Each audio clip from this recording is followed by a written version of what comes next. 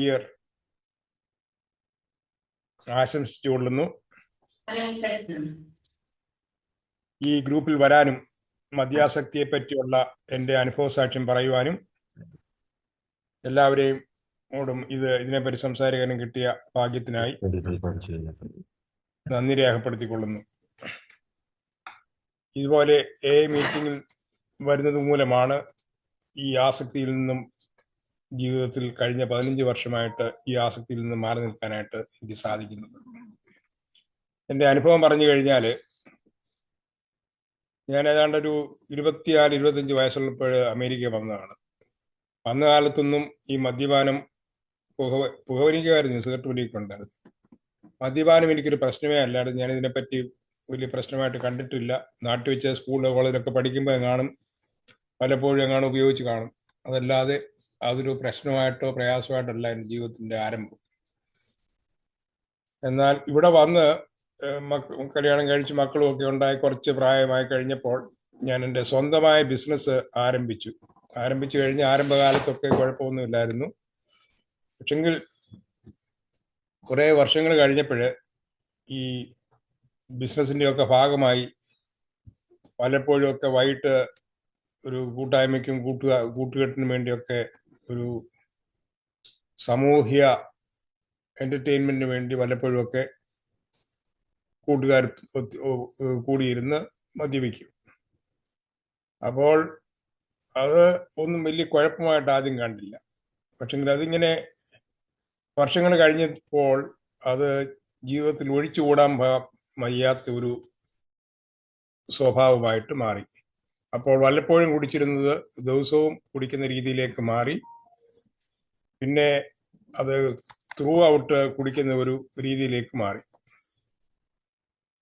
ഈ കുടിക്കുന്ന സമയത്തൊന്നും ഈ മദ്യപാനം ഒരു രോഗമാണെന്നോ ഇത് ഒരു രോഗമായിട്ട് മാറുമെന്നുള്ള ഒരു ചിന്ത എനിക്ക് ഒട്ടും അറിയത്തില്ലായിരുന്നു. അപ്പോൾ ഈ ഉപയോഗത്തിൻ്റെ കണ്ടിന്യൂസ് ആയിട്ടുള്ള ഉപയോഗം മൂലം ഞാനിതിന് അഡിക്റ്റായി മാറിയ വിവരം ഞാൻ അറിയുന്നില്ല.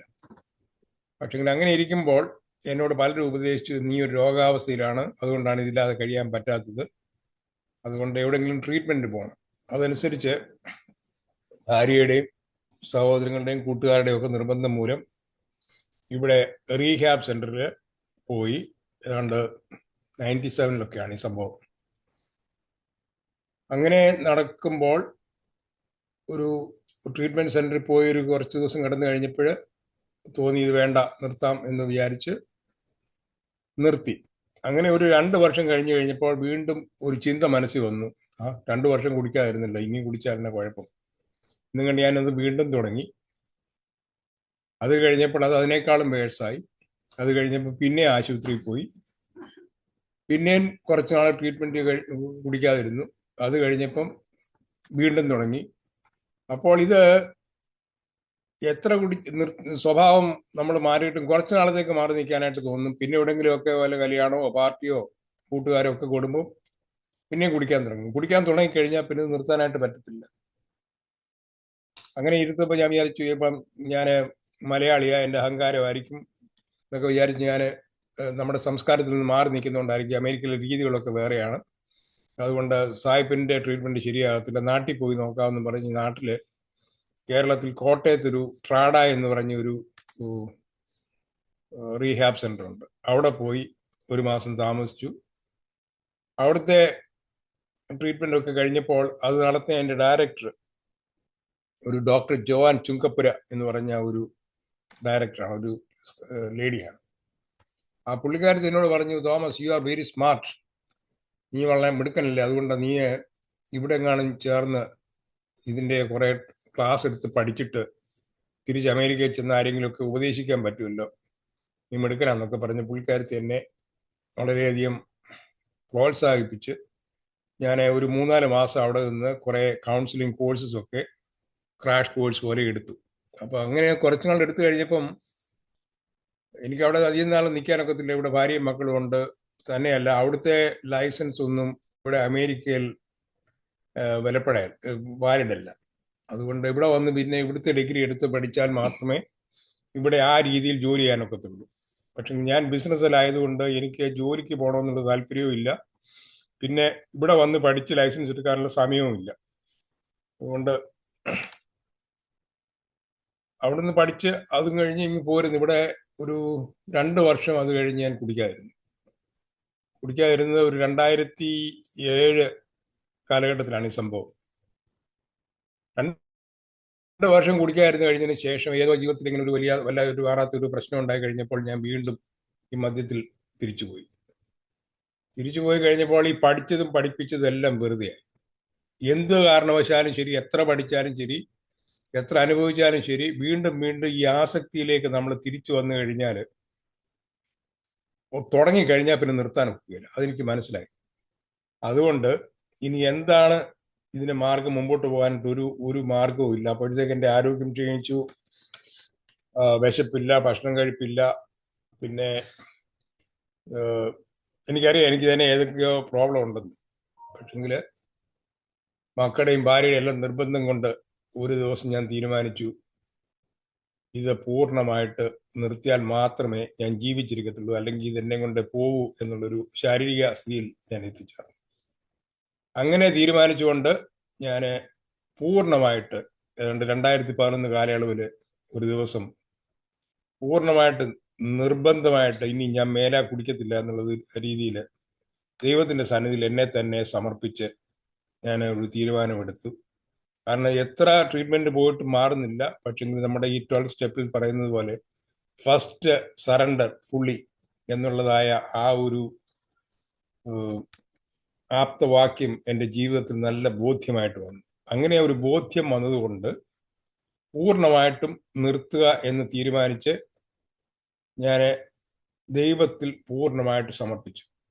നേരത്തെ 4 പ്രാവശ്യം ഞാൻ ഈ ട്രീറ്റ്മെന്റ് പോയപ്പോഴും അവര് ഈ നമ്മുടെ ബോഡി ഡീഅഡിക്റ്റ് ചെയ്യാനായിട്ട്, നമ്മുടെ ശരീരത്തിലുള്ളതായ മദ്യം പോകാനായിട്ട് നമ്മളെ ഡീറ്റോക്സ് ചെയ്യുമായിരുന്നു. നമ്മളെല്ലാം ഡീറ്റോക്സ് കഴിഞ്ഞവരാണ് പലരും. അങ്ങനെ ഡീറ്റോക്സിഫിക്കേഷൻ കൂടെയും മരുന്നിൽ കൂടെയും കൗൺസിലിംഗിൽ കൂടെയും ആദ്യത്തെ 3-4 പ്രാവശ്യം പോയിട്ട് സാധിക്കാത്ത സംഗതി ഞാൻ ഒറ്റ പ്രാവശ്യം കൊണ്ട് 2011 പൂർണ്ണമായിട്ടും ഈശ്വരനിൽ സമർപ്പിച്ചു കഴിഞ്ഞപ്പോൾ എനിക്ക് ചെയ്യാം എന്നുള്ളതായ ഒരു ശക്തി കിട്ടിയിട്ട് കഴിഞ്ഞ 15 വർഷത്തോളമായിട്ട് ഞാൻ ഈ മദ്യവും സിഗരറ്റും കൂടാതെ പൂർണ്ണമായിട്ട് ജീവിക്കുകയാണ്. അപ്പോൾ ഈ തുടങ്ങിയ കാലത്ത് ഇത് ഭയങ്കര ഇറിറ്റേഷനാണ്. കാരണം നമുക്കറിയാമല്ലോ, നിർത്തി കഴിഞ്ഞാൽ പിന്നെ പലതരത്തിലുള്ള ഇറിറ്റേഷൻ വരും, എങ്ങനെയും തിരിച്ചു പോകാനായിട്ട്. ഞാൻ ഈ സിഗരറ്റിന്റെ ചെയിൻ സ്മോക്കറായിരുന്നു. ഓൾമോസ്റ്റ് 2 പാക്കറ്റ് സിഗരറ്റ് വലിക്കും ഒരു ദിവസം. അപ്പോൾ ആ സിഗരറ്റിന്റെ പാച്ച് വാങ്ങിച്ചു ഒട്ടിച്ചു. കാരണം കള്ളുകൂടി നിർത്തിയാലും സിഗരറ്റ് വലി നിർത്താൻ വലിയ പാടാണ്. വലിക്കുന്നവർക്ക് അറിയാം അതിന്റെ പ്രയാസം എന്ന് പറഞ്ഞു. അങ്ങനെ ആ സിഗരറ്റിന്റെ വലിയുടെ പാച്ചും വലിച്ചു കെട്ടി ഈ മദ്യപാനത്തിന് കുടിക്കാതിരിക്കാനായിട്ട് ദൈവത്തെയും ധ്യാനിച്ച്, ഞങ്ങളെ ക്രിസ്ത്യാനി ആയതുകൊണ്ട് വേദപുസ്തകം വായിച്ചും ധ്യാനിച്ചും പ്രാർത്ഥിച്ചും ഒക്കെ ഇങ്ങനെ ദൈവത്തിന്റെ ശക്തിയാൽ ഇന്ന് വരെയും മദ്യം കൂടാതെ ജീവിക്കുന്നു. അപ്പൊ ഞാനിങ്ങനെ മദ്യം കൂടാതെ ഒക്കെ കുറച്ച് നാൾ ജീവിച്ചു കഴിഞ്ഞപ്പോൾ എനിക്ക് സന്തോഷമുള്ള ഒരു അനുഭവം, ഞാനിവിടെ സമൂഹത്തിലെ പലരും അറിയുന്നവരും കുറെ വർഷങ്ങൾ ആദ്യം മലയാളികളുടെ കൂട്ടത്തിൽ ആദ്യം വന്ന മലയാളി സമൂഹത്തിലുള്ള കൂട്ടത്തിലുള്ള ആളാണ് ഞാൻ. വന്നതിന് ശേഷം ഒത്തിരി മലയാളികൾ അമേരിക്കയിലേക്ക് കുടിയേറിയിട്ടുണ്ട്. ക്രിസ്ത്യാനികളും ഹിന്ദുക്കളും മുസ്ലിങ്ങളുമായിട്ട് ഒത്തിരി ആളുകൾ, പ്രത്യേകിച്ച് നേഴ്സിംഗ്, IT ഫീൽഡിൽ നിന്നൊക്കെ ഒത്തിരി ആൾക്കാർ ഇവിടെ വന്നിട്ടുണ്ട്. ആദ്യം ഞങ്ങളൊക്കെ ഉണ്ടായിരുന്നപ്പോൾ ഞങ്ങളുടെ ഒരു ചർച്ചിന്റെ കോൺഗ്രിഗേഷനിൽ കൂടി വന്ന ഒരു 15 ഫാമിലി ഉണ്ടായിരുന്നു. ഇന്ന് അതിന് പകരമായിട്ട് ഞങ്ങളുടെ തന്നെ ഒരു സഭയ്ക്ക് ഏതാണ്ട് 7 ചർച്ചുണ്ട് ഇവിടെ ഹ്യൂസ്റ്റണിൽ. അതുകൂടാതെ ഒരു 400 മെമ്പേഴ്സ് ഉണ്ട് ഞങ്ങളുടെ ചർച്ചിൽ. അതുപോലെ മറ്റ് ചർച്ചുകളിലും 100-150 ഫാമിലി. അങ്ങനെ അതുപോലെ കത്തോലിക്ക ചർച്ച്, CSI ചർച്ച്, അമ്പലങ്ങളാണെങ്കിൽ ഗുരുവായൂരപ്പൻ ടെമ്പിള്, അങ്ങനെ പല നാമത്തിലുള്ള പല അമ്പലങ്ങളുണ്ട്. അങ്ങനെ ക്രിസ്ത്യാനികളും ഹിന്ദുക്കളും മുസ്ലിങ്ങളുമായിട്ട് ഇപ്പം കേരളത്തിലെ തിരുവല്ല എന്ന് പറയുന്ന സ്ഥലമാണ് എൻ്റെ. അതുപോലാണ് ഇവിടെ മലയാളികളുടെ ഒരു കൂട്ടമുള്ളത്. ഇവിടുത്തെ ഇപ്പൊ 2-3 എലക്റ്റഡ് ഒഫീഷ്യൽസ്, സിറ്റി മേയർ, കൗൺസിലർമാര്, ജഡ്ജിമാര് ഇങ്ങനെയുള്ള പൊസിഷനിലൊക്കെ നമ്മുടെ മലയാളികൾ തന്നെയാണ് ഉള്ളത്. ഒരു 10-25 മലയാളി കടകൾ തന്നെ ഞങ്ങളുടെ ചുറ്റുപാടുമുണ്ട്. ഇന്ത്യൻ ഗ്രോസറി സ്റ്റോറും മറ്റു വ്യവസായങ്ങളും ഒക്കെ ആയിട്ട്, ഹോട്ടലുകളും ഒക്കെ ആയിട്ട്. അപ്പൊ ഇങ്ങനെയുള്ള ഒരു വലിയ സമൂഹം ഇപ്പോൾ ഇവിടെ ഹ്യൂസ്റ്റൺ എന്ന് പറയുന്ന പട്ടണത്തിലുണ്ട്. മലയാളത്തിലെ ഈ അമേരിക്കയിലെ പല പട്ടണങ്ങളിലും മലയാളികളുടെ നല്ലൊരു സാന്നിധ്യമുണ്ട്. പക്ഷെങ്കിൽ ഈ സമൂഹത്തിലൊന്നും ഈ മദ്യപാനത്തിനെ പറ്റിയുള്ള ഒരു ബോധവൽക്കരണമോ ഇത് ഒരു രോഗമാണെന്നോ ഇപ്പോഴും മലയാളികൾക്ക് ആർക്കും അറിയത്തില്ല. എല്ലാവരും ജോലി ചെയ്യുന്നു, ജീവിക്കുന്നു. പക്ഷേ ഒരു നല്ല ഭാഗം ആൾക്കാർ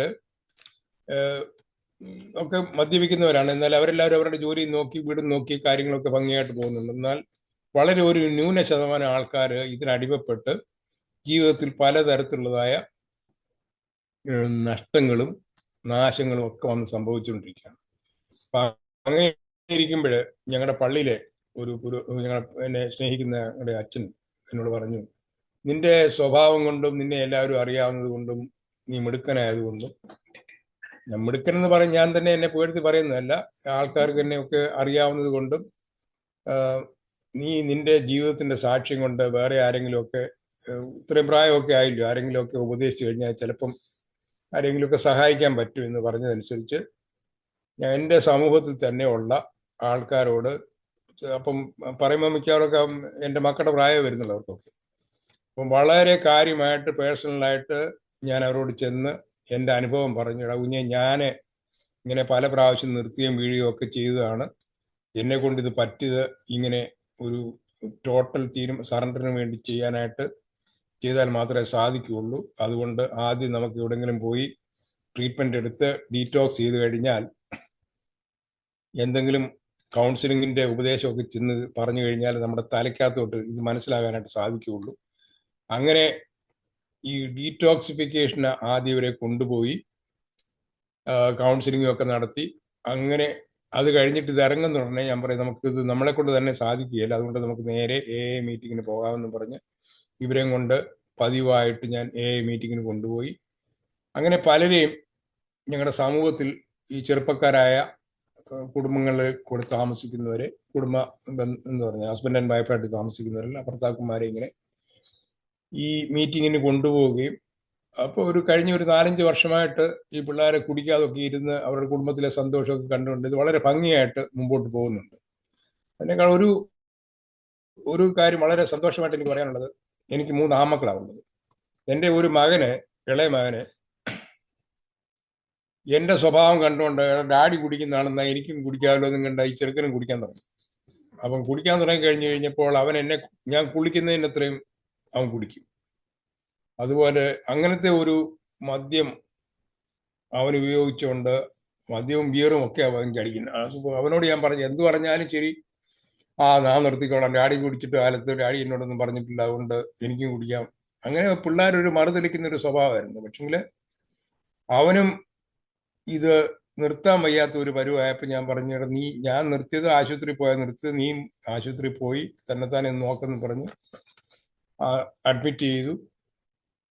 തിരിച്ചു വരും, കുറച്ചുനാൾ കഴിയുമ്പോൾ പിന്നെയും തുടങ്ങും. അപ്പോൾ അത് കഴിഞ്ഞ് അവസാനം രക്ഷയില്ലാത്ത വന്നപ്പോൾ ഞാൻ പറഞ്ഞു, നീ ഇങ്ങനെ പോയി കഴിഞ്ഞ് നിന്റെ ജീവിതം പോക്കാ, ഇവിടുത്തെ ഈ ആസക്തിയിൽ നമ്മൾ ജീവിച്ചു കഴിഞ്ഞാൽ നമ്മുടെ മരണമോ ജയിലോ ഒക്കെ ആയിരിക്കും അനുഭവം, അതുകൊണ്ട് കംപ്ലീറ്റ് ആയിട്ട് നിർത്തിയേ പറ്റുള്ളൂ എന്ന് പറഞ്ഞൊരു രീതിയിൽ അവസാനത്തെ സമയം ഹോസ്പിറ്റലിൽ കൊണ്ടിട്ട് അവൻ ആ ഹോസ്പിറ്റലിൽ തന്നെ വിളിച്ചു പറഞ്ഞു, ഡാഡി ഞാൻ ഇനിയും മുമ്പോട്ട് പോയി പുറത്ത് വന്നാലും ശരി ഞാനിത് കുടിച്ചു പോകും, കാരണം ഇത് വലിയൊരു ടെംപ്റ്റേഷനുള്ള ഒരു സംഗതിയാണ്, അതുകൊണ്ട് എനിക്ക് എങ്ങനെയെങ്കിലും ഈ കൗൺസിലിംഗ് പഠിക്കാനായിട്ട് പോകണം. അപ്പം ഞാൻ പറഞ്ഞു ഓക്കെ പോകുന്നു പറഞ്ഞ് അവനെ ഇവിടെ ഞാൻ ഈ ആൽക്കഹോളിക് കൗൺസിലിങ്ങിൻ്റെ മാസ്റ്റേഴ്സ് ഡിഗ്രിക്ക് വിട്ടു. അത് 2 കൊല്ലം അവൻ പഠിച്ചു. അതിൻ്റെ ഇടയ്ക്ക് അവൻ്റെ വിവാഹമൊക്കെ കഴിഞ്ഞാണ്. ഏതായാലും 2 കൊല്ലം കഴിഞ്ഞ് അവൻ്റെ പഠിത്തമെല്ലാം കഴിഞ്ഞ് അവൻ പുറത്തിറങ്ങി. ആ ഫീൽഡിൽ തന്നെ അവനൊരു ജോലിയും കിട്ടി. അതുകൊണ്ട് കഴിഞ്ഞ ഒരു 5-8 വർഷമായിട്ട് അവന് ഈ ആൽക്കഹോളിക് റീഹാബ് സെന്ററിൽ ഒരു കൗൺസിലറായിട്ട് ജോലി ചെയ്തുകൊണ്ട് അനേകരെ, ചെറുപ്പക്കാരെയും പ്രായമുള്ളവരെയും ജീവിതത്തിലെ പല തട്ടിലുള്ളവരെയും അവൻ ട്രീറ്റ് ചെയ്യുന്നുണ്ട്. അവൻ്റെ കസ്റ്റമേഴ്സായിട്ട് വരുന്നവർ പലരും ഈ അമേരിക്കയിലുള്ളവർ തന്നെ അതിസമ്പന്നരായ മനുഷ്യരാണ്, സ്വന്തമായിട്ട് പ്ലെയിനും ഇതൊക്കെ ഉള്ള ചില സിനിമ ആക്ടേഴ്സ് അങ്ങനെയൊക്കെയുള്ള ആ ഫീൽഡിലൊക്കെ ആൾക്കാരൊക്കെ ഉണ്ട്. അവരെയൊക്കെ അവൻ കൗൺസിൽ ചെയ്ത് നേരെ പോകുന്നു. അപ്പോൾ എൻ്റെ കൂട്ടത്തിൽ ഒത്തിരി ആൾക്കാരെ ഇങ്ങനെ വരുന്നത് കൊണ്ട് ഈ മലയാളികൾക്ക് വേണ്ടി ഞാൻ കഴിഞ്ഞ് നമ്മുടെ ഈ കോവിഡ് വന്നതോടുകൂടി ഈ യാത്രയും ഈ മീറ്റിങ്ങുകളും ഒക്കെ മുഖാമുഖം നടത്താനുള്ള ഒരു പ്രയാസം വന്നതുകൊണ്ട് സൂമിൽ കൂടെ ഞാൻ മീറ്റിംഗ് തുടങ്ങി. ഞാൻ ആദ്യത്തെ മീറ്റിംഗ് തുടങ്ങിയപ്പോൾ 2-3 പേരെ ഞങ്ങളുടെ മീറ്റിങ്ങിനകത്ത് വരത്തില്ലായിരുന്നു. അത് കഴിഞ്ഞ് ഒരു 5-6 വർഷം കൊണ്ട് ഇപ്പോൾ ഏതാണ്ടൊരു 10-20 പേരോളം എല്ലാ മീറ്റിങ്ങിലും വരും. ഏകദേശം ഒരു 10-60 ഫാമിലിയോട് ഞാൻ എൻ്റെ അനുഭവം പറഞ്ഞ് അമേരിക്കയുടെ പല ഭാഗങ്ങളിൽ നിന്നും ഞങ്ങളുടെ മീറ്റിങ്ങിൽ വരികയും അതിപ്പോൾ എല്ലാ ഞായറാഴ്ചയും വൈകിട്ട് 7 മണിക്ക് ഞങ്ങൾ ഈ ആൽക്കഹോളിക് മീറ്റിങ്ങിന്റെ സെയിം പ്രിൻസിപ്പിൾ വെച്ച് ഏതാണ്ട് ആ രീതിയിലാണ് ഞങ്ങൾ ഈ മീറ്റിംഗ് നടത്തുന്നത്. മീറ്റിങ്ങിന്റെ എക്സാക്ട്ലി അല്ല. എൻ്റെ കാരണം എന്ന് പറഞ്ഞു കഴിഞ്ഞാൽ ഈ അമേരിക്കയിലെ ഒരു ജീവിത രീതി അനുസരിച്ച് നമ്മുടെ മലയാളികളുടെ ഒരു പ്രത്യേക സ്വഭാവം അനുസരിച്ച്, അത് പൊതുവെ ആൽക്കഹോളിക്സിന്റെ സ്വഭാവമാണ് ഇത്. നമ്മുടെ മദ്യപാനം വേറെ ആരും അറിയണ്ട. വേറെ ആരും അറിഞ്ഞു കഴിഞ്ഞാൽ നമുക്ക് നാണക്കേടാണ്, നമ്മുടെ കുടുംബത്തിന്റെ പ്രസ്റ്റീജ് നഷ്ടപ്പെടും. അതുകൊണ്ട് വേറെ ആരും അറിയണ്ട എന്നുള്ള രീതിയിൽ മീറ്റിങ്ങിന് പോകാനായിട്ട് അവർ താല്പര്യപ്പെടത്തില്ല. അപ്പോൾ ഞാൻ സാധാരണ ഇവരെ ഈ മീറ്റിങ്ങിന് കൊണ്ടുവരാനായിട്ട് ഉപയോഗിക്കുന്ന രീതി എന്ന് പറയുന്നു കഴിഞ്ഞാൽ, ഭാര്യമാരോട് പറയും, നിങ്ങളൊരു കാര്യം ചെയ്യും, നിങ്ങൾ ഈ മീറ്റിങ്ങിന് വന്ന് കേക്ക്, എന്നിട്ട് ആ മീറ്റിംഗ് ഓൺ ചെയ്ത് വെച്ച് കഴിയുമ്പോൾ നിങ്ങളുടെ ഭർത്താവും എങ്ങനെയെങ്കിലും ഔചാരികമായിട്ട് അല്പമെങ്കിലും ഇത് കേട്ട് കഴിഞ്ഞാൽ പുള്ളിയുടെ മനസ്സിൽ എന്തെങ്കിലും ഒരു തോന്നൽ വരും, വേണ്ട മദ്യപിക്കുന്നവരൊക്കെ കൂടി മീറ്റിംഗ് നടത്തി കുടിക്കാതിരിക്കുന്നു, അതുകൊണ്ട് എന്തെങ്കിലും അയാളുടെ മനസ്സ് മാറി അയാളും ഈ ചിന്തയിലേക്ക് വരും. അങ്ങനെ ഈ മദ്യാസക്തിയുള്ളവരുടെ ഭാര്യമാർ, മദ്യാസക്തിയുള്ളവരുടെ മാതാപിതാക്കൾ ഇവർ ഈ മീറ്റിങ്ങിൽ അറ്റൻഡ് ചെയ്യും. അപ്പോൾ ഈ മദ്യപിക്കുന്നവരുടെ ഈ സാക്ഷ്യം കേൾക്കുമ്പോൾ ഈ ഭാര്യമാർക്കും ഈ മാതാപിതാക്കൾക്കും ഒരു പ്രചോദനവും അതനുസരിച്ച് അവരവരെ മക്കളെയോ ഭാര്യയോ ആരാന്ന് വെച്ച് കഴിഞ്ഞാൽ പറഞ്ഞ് ഗ്രാജുവലായിട്ട് ഈ മീറ്റിങ്ങിലേക്ക് അവർക്ക് സംബന്ധിക്കാനായിട്ട് സാധിക്കും. അതുപോലെ തന്നെ ചില ഭർത്താക്കന്മാരുണ്ട്. ഭർത്താക്കന്മാരുടെ സ്വഭാവം എങ്ങനെയും ആയിട്ട് ഈ ഭാര്യമാര് അവരെ അങ്ങ് ഉപേക്ഷിച്ചാൽ മതി, ഈ കുടുംബജീവിതമൊക്കെ അങ്ങ് പ്രശ്നമാകും. കാരണം ബില്ലടയ്ക്കുന്നില്ല, ജോലിക്ക് പോകുന്നില്ല, അങ്ങനെ പല പ്രശ്നങ്ങളാവും. അവരൊട്ട് മീറ്റിങ്ങിനും വരത്തില്ല. അപ്പോൾ ഈ ഭാര്യമാരോട് ഞാൻ പറയും, നിങ്ങളൊരു കാര്യം ചെയ്യും, നിങ്ങൾ ഇത് വന്ന് കേക്ക്. അതുകൊണ്ട് ഇതുപോലെ തന്നെ നിങ്ങളുടെ ഭർത്താവ് ഏതെങ്കിലും കാരണവശാൽ അപ്പോഴത്തെ മുറിയിരുന്ന് ഇത് കേൾക്കുകയാണെങ്കിൽ എന്തെങ്കിലും ഒരു ദിവസം നിങ്ങൾക്ക് ഒരു മാനസാന്തരം ഉണ്ടായി ഈ മീറ്റിങ്ങിനെ മുമ്പോട്ട് കൊണ്ടുപോകാനായിട്ട് ചേരാനായിട്ട് സാധ്യതയുണ്ട്.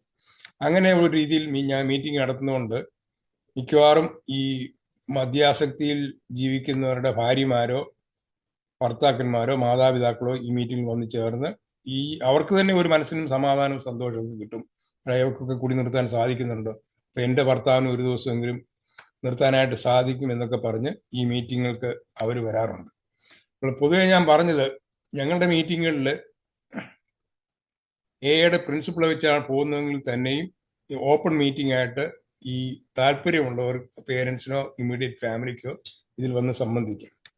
ഇത് കൂടാതെ ഈ മദ്യപിക്കുന്നവരുടെ ഏറ്റവും വലിയ പ്രശ്നം എന്ന് പറയുന്നത്, മദ്യപിക്കുന്നവർ കുടിച്ചുകൊണ്ടിരിക്കും, കൂടി നിർത്തിയാലും കൂടി നിർത്തിയില്ലെങ്കിലും ഏറ്റവും കൂടുതൽ സങ്കടം അല്ലെങ്കിൽ കഷ്ടത അനുഭവിക്കുന്ന അവരുടെ ഭാര്യമാരാണ്. അപ്പം അല്ലനോൺ, ഈ നമ്മുടെ എയുടെ സിസ്റ്റർ കൺസേൺ ആണല്ലോ അല്ലനോൺ പോലെ തന്നെ നമുക്ക് സ്ത്രീകൾക്കായിട്ടൊരു പ്രത്യേക കൂട്ടായ്മയുണ്ട്. അപ്പോൾ ആ സ്ത്രീകളുടെ കൂട്ടായ്മയിൽ സ്ത്രീകൾ മാത്രം, ഞാൻ ആ മീറ്റിങ്ങിലുണ്ട്, എൻ്റെ വൈഫും കൂടും. ആ സ്ത്രീകളുടെ തന്നെ കൂട്ടായ്മയിൽ ഞങ്ങൾ എല്ലാ വ്യാഴാഴ്ചയും വൈകിട്ട് 8 തൊട്ട് 9 വരെ അത് ക്ലോസ്ഡ് മീറ്റിംഗ് ആണ്. അതുകൊണ്ട് മദ്യാസക്തിയിൽ കഷ്ടപ്പെടുന്ന ആരെങ്കിലും ഉണ്ടെന്നതിൽ അവരുടെ ഭാര്യമാർക്ക് ഈ മീറ്റിങ്ങുകൾ വരാം. ആ മീറ്റിങ്ങുകളിൽ സാധാരണയായിട്ട് മിക്കവാറും ഏതെങ്കിലും ഒരു സൈക്കോളജിസ്റ്റോ സൈക്യാട്രിസ്റ്റോ അല്ലെങ്കിൽ ഒരു എന്താ പറഞ്ഞ തിയോളജിനോ കൗൺസിലറോ ആരെങ്കിലും ഒക്കെ വന്ന് ഒരു ക്ലാസ് എടുക്കുക. അപ്പോൾ ഒരു അരമണിക്കൂർ ക്ലാസ്സും അത് കഴിഞ്ഞിട്ട് ചോദ്യോത്തരം ആയിരിക്കും, അനുഭവ സാക്ഷ്യങ്ങളൊക്കെ പറഞ്ഞ്. ഈ പെണ്ണുങ്ങളുടെ മീറ്റിംഗ് കഴിഞ്ഞ 2-3 വർഷമായിട്ട് വളരെ ഭംഗിയായിട്ട് പോകുന്നുണ്ട്.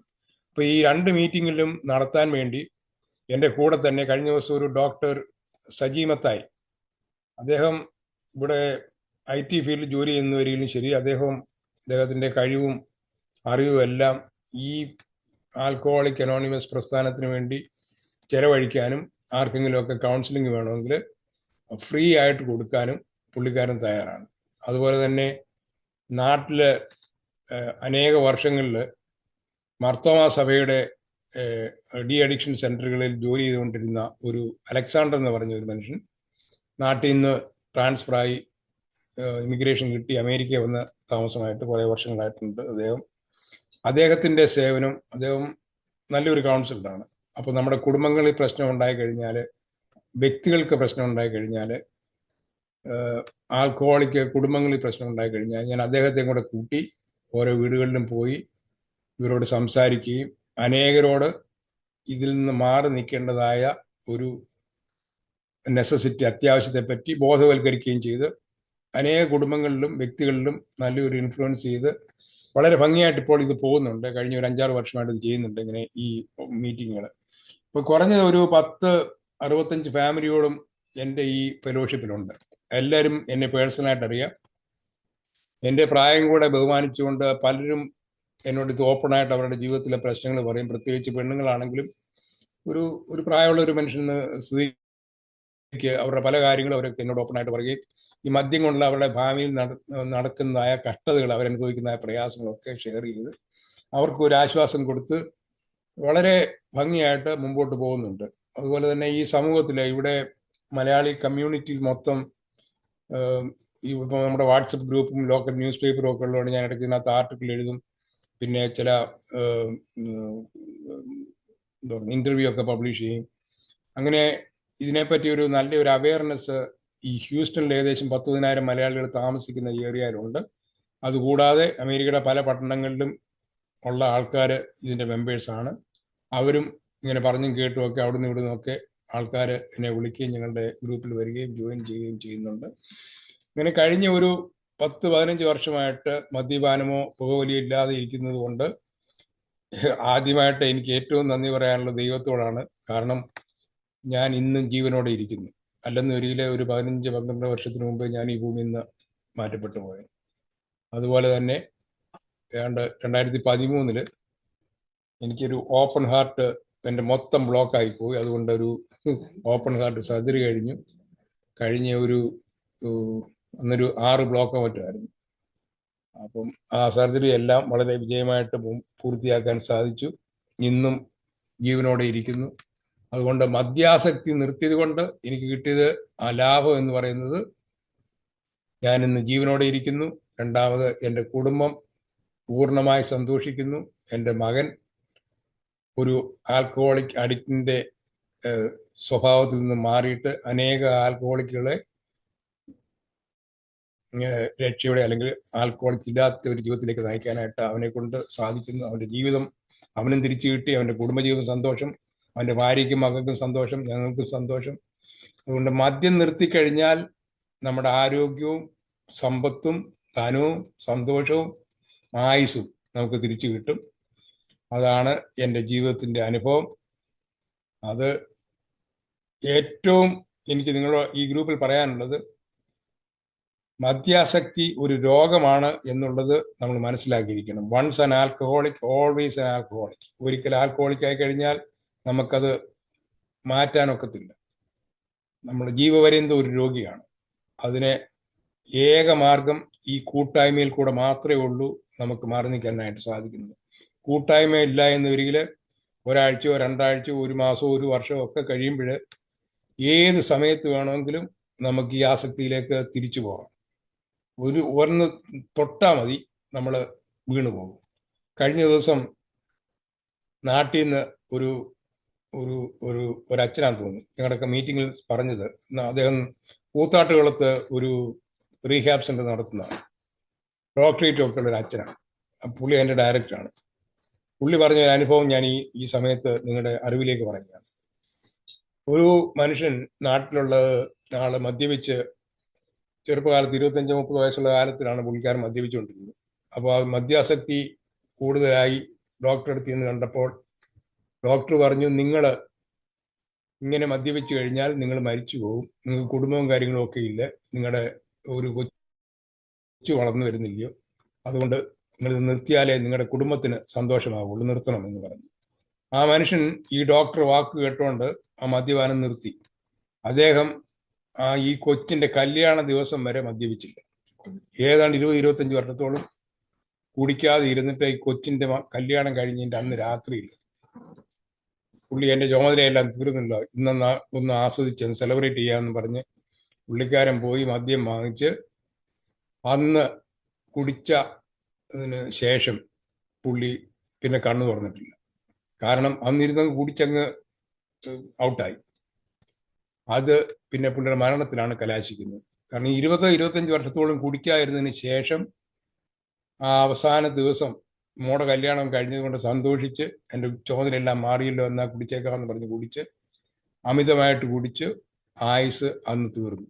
ആ ഡോക്ടർ പറഞ്ഞ അനുഭവമാണ്. ഏത് മനുഷ്യനും ഏത് സമയത്തും ആൽക്കഹോളിക് ആണെന്ന് വരികിൽ ഇതിലേക്ക് തിരിച്ചു പോകാൻ സാധ്യതയുണ്ട്. അതുകൊണ്ട് എന്നെ കേൾക്കുന്ന സഹോദരങ്ങൾ എല്ലാവരും ഒരു തരത്തിൽ അല്ലെങ്കിൽ മറ്റൊരു തരത്തിൽ നമുക്ക് ഈ മദ്യപാനത്തിലേക്ക് തിരിച്ചു പോകാതിരിക്കാനായിട്ട് ഈ എയുടെ കൂട്ടായ്മ അനിവാര്യമാണ്. അതുകൊണ്ട് ഇതിൽ നമ്മൾ പങ്കെടുത്തുകൊണ്ട് അനുദിനം നമ്മുടെ തീരുമാനത്തെ പുതുക്കി one day at A time ഓരോ ദിവസത്തെ ശക്തി പ്രാപിച്ച് മുൻപോട്ട് കൊണ്ടുപോകാനായിട്ട് നമ്മളെ എല്ലാവരെയും അനുഗ്രഹിക്കട്ടെ എന്ന് ആശംസിച്ചുകൊണ്ട് എൻ്റെ വാക്കുകളെ നിർത്തുന്നു. അതോടൊപ്പം തന്നെ എനിക്കൊരു വിഷൻ 20 എന്ന് പറഞ്ഞൊരു വാട്സപ്പ് ഗ്രൂപ്പ് ഉണ്ട്. അതിനകത്ത് ഞങ്ങളുടെ ആൾക്കാർ പലരും പല ആർട്ടിക്കിളും പോസ്റ്റ് ചെയ്യുകയും അതിനകത്ത് വായിക്കുകയും ഒക്കെ ചെയ്യാം. അതുകൊണ്ട് നിങ്ങളൊക്കെ അതിനകത്ത് താല്പര്യമാണെന്ന് വരികിൽ എന്നെ കോൺടാക്ട് ചെയ്ത ആളിന് ആ വിഷൻ 20 എന്നുള്ള ഗ്രൂപ്പിലേക്ക് ആൾക്കാരെ ആഡ് ചെയ്യാം. നിങ്ങൾക്ക് അതിൻ്റെ മെമ്പറായിട്ടിരിക്കാം. നിങ്ങൾക്ക് വേണമെങ്കിൽ ആർട്ടിക്കിൾ പോസ്റ്റ് ചെയ്യാം, അതിൽ വരുന്നത് വായിക്കാം. അങ്ങനെ പരസ്പരം നമുക്ക് ഈ ആധുനിക ടെക്നോളജി അനുസരിച്ച് ദൂരം പരിധി നമുക്കിപ്പോൾ ഒരു പ്രശ്നമല്ല. ലോകത്തിൻ്റെ ഏത് ഭാഗത്ത് ഏത് സമയത്തിരുന്നുകൊണ്ടും ആശയവിനിമയം ചെയ്യാനായിട്ടും ഒക്കെ നമുക്ക് ഈ ടെക്നോളജി നമ്മളെ സഹായിക്കുന്നുണ്ട്. അതുകൊണ്ട് ടെക്നോളജിയുടെ എല്ലാം സഹായത്താൽ നമുക്ക് പരസ്പരം ആശയവിനിമയം നടത്തി ഈ മദ്യപാനം കൂടാതെ ജീവിക്കാനായിട്ട് എല്ലാവരെയും ഈശ്വരൻ അനുഗ്രഹിക്കട്ടെ എന്ന് പ്രാർത്ഥിച്ചുകൊണ്ട് എൻ്റെ സാക്ഷ്യം നിർത്തുന്നു. Thank you.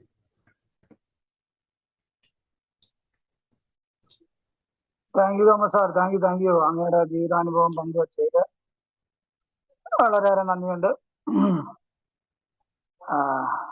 ഇനി ആർക്കെങ്കിലും എന്തെങ്കിലും ഷെയർ ചെയ്യാനോ കൂട്ടിച്ചേർക്കാനോ ഉണ്ടെങ്കിൽ സമയമുണ്ട്. നമുക്ക് ഇനി ഒരു മണിക്കൂറിന്റെ അടുത്ത് സമയമുണ്ട്. എന്തെങ്കിലും കൂട്ടിച്ചേർക്കാനോ നന്ദി പറയാനോ.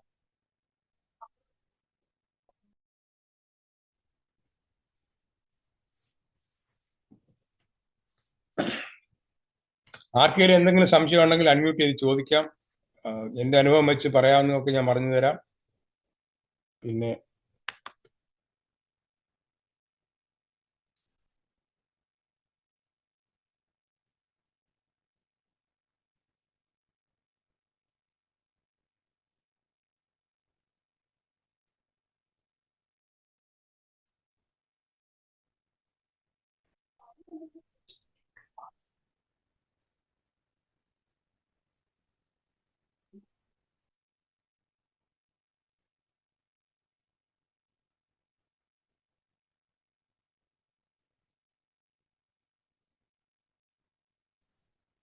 ഹലോ, ആർക്കെങ്കിലും എന്തെങ്കിലും കൂട്ടിച്ചേർക്കാനോ നന്ദി പറയാനുണ്ടെങ്കിൽ നമുക്ക് സമയമുണ്ട്. അതല്ല വിശദീകരണമാണെങ്കിൽ അല്ലെങ്കിൽ ഷെയറിംഗ് ആണെങ്കിലും എങ്ങനെ വേണമെങ്കിലും നമുക്ക്. നമ്മൾ മൊത്തത്തിൽ 37 പേരുണ്ട്.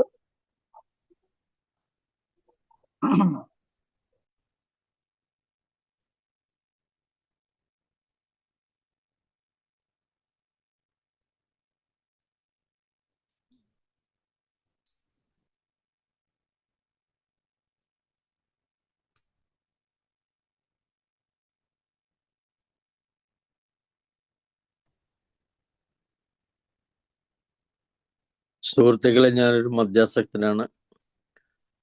ആൽക്കഹോളിക് അനോണിമസ് എന്ന കൂട്ടായ്മയിലൂടെ സഞ്ചരിക്കുന്നതിനാലും ദൈവത്തിന്റെ കൃപയാലും ഞാനൊന്നും മദ്യപിച്ചിട്ടില്ല. എൻ്റെ പേര് ജോളി.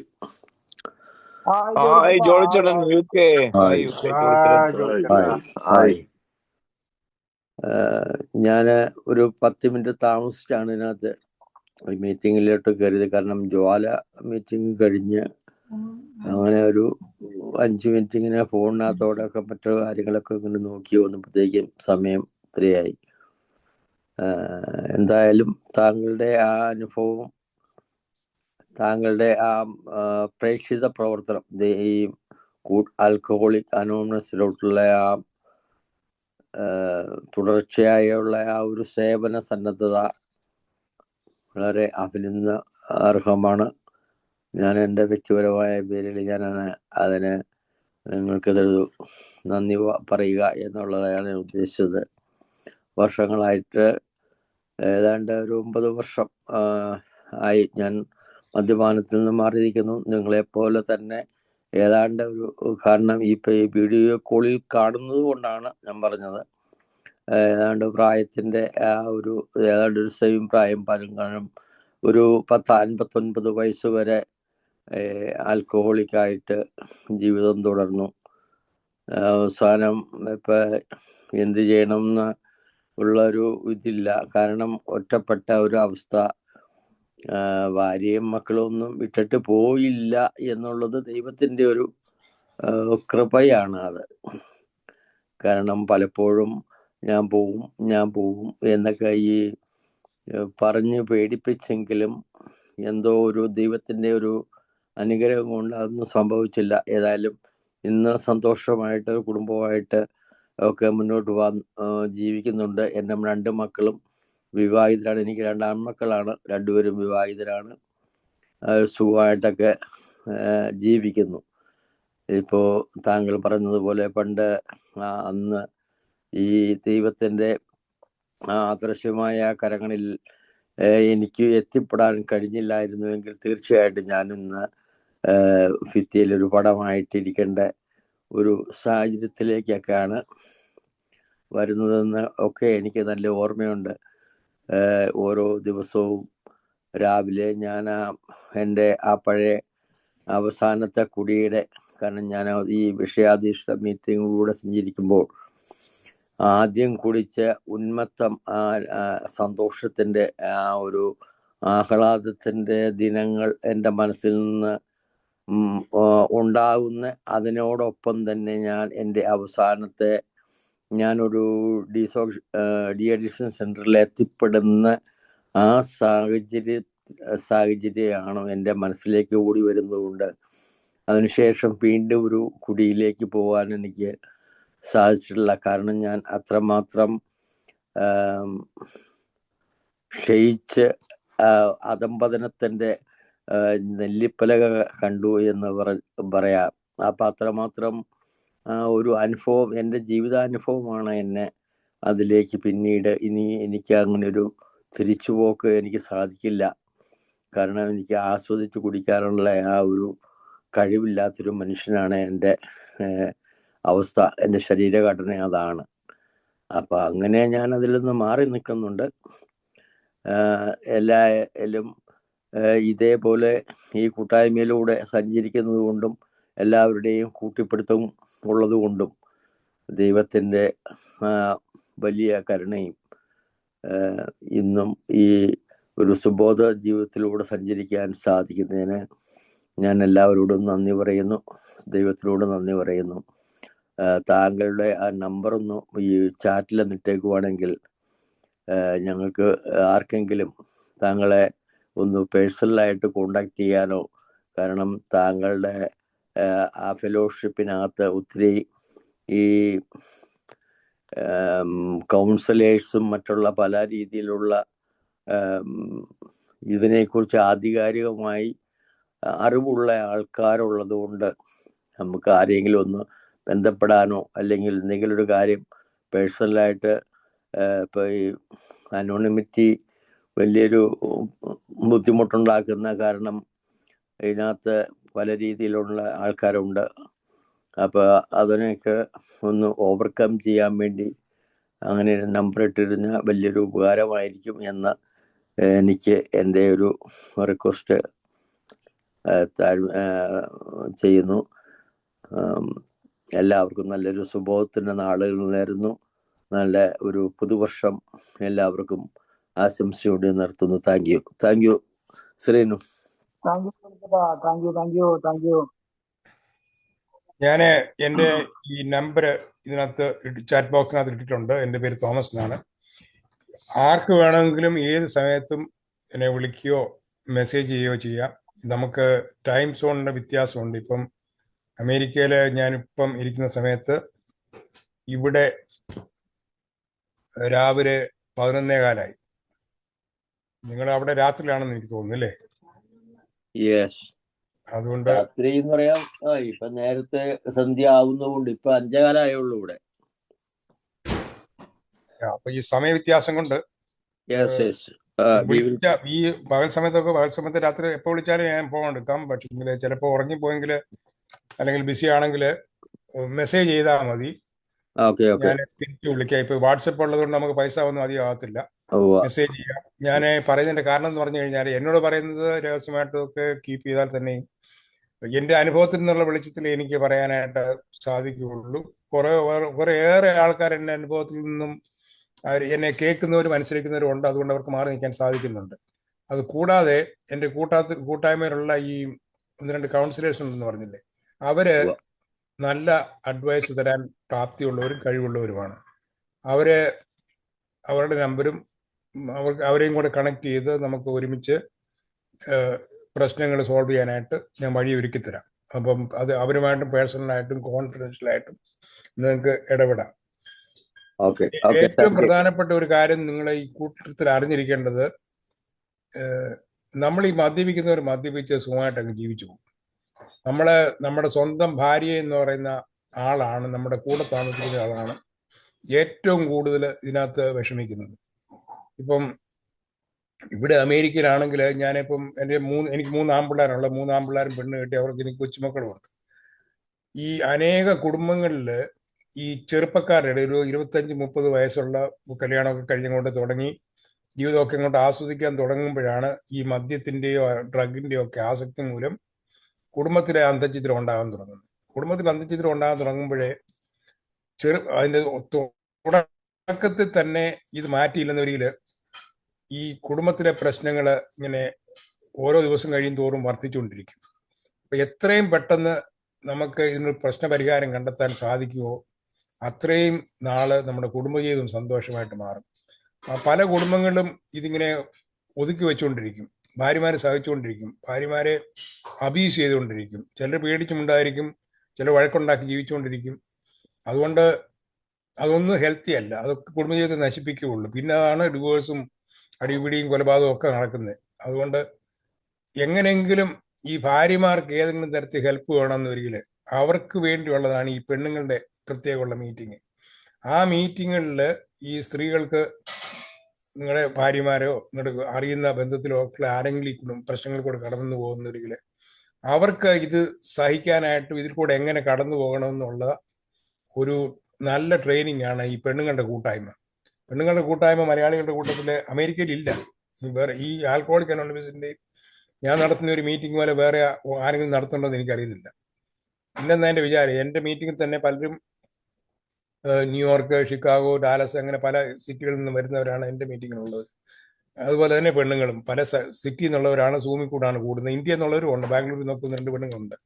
അതുപോലെ നിങ്ങളുടെ ആരുടെയെങ്കിലും ലേഡീസിന് താല്പര്യമുണ്ടെന്ന് വരികയിൽ അവർക്ക് എൻ്റെ നമ്പർ കൊടുക്കുക, ഞാൻ അവരെ കോണ്ടാക്ട് ചെയ്യാം. എന്നിട്ട് ഞാൻ അവരുടെ നമ്പർ ഞങ്ങളുടെ ഈ ഗ്രൂപ്പ് നടത്തുന്ന പെണ്ണുങ്ങളുമായിട്ട് ഷെയർ ചെയ്തിട്ട് ആ പെണ്ണുങ്ങൾ അവരെ കോണ്ടാക്ട് ചെയ്ത് അവരുമായിട്ട് സംസാരിച്ച് അവരെ ഈ മീറ്റിങ്ങിൽ ചേർത്ത് ആ മീറ്റിങ്ങിന്റെ സമയത്ത് കൂടുകയും ആ മീറ്റിങ്ങുകളുടെ ഏറ്റവും വലിയ ഗുണമെന്ന് പറഞ്ഞു കഴിഞ്ഞാൽ അനുഭവസ്ഥരായ പ്രൊഫഷണൽ ആയിട്ടുള്ള കൗൺസിലേഴ്സോ സൈക്കോളജിസ്റ്റോ സൈക്യാട്രിസ്റ്റോ ഒക്കെയാണ് ക്ലാസ് എടുക്കുന്നത്.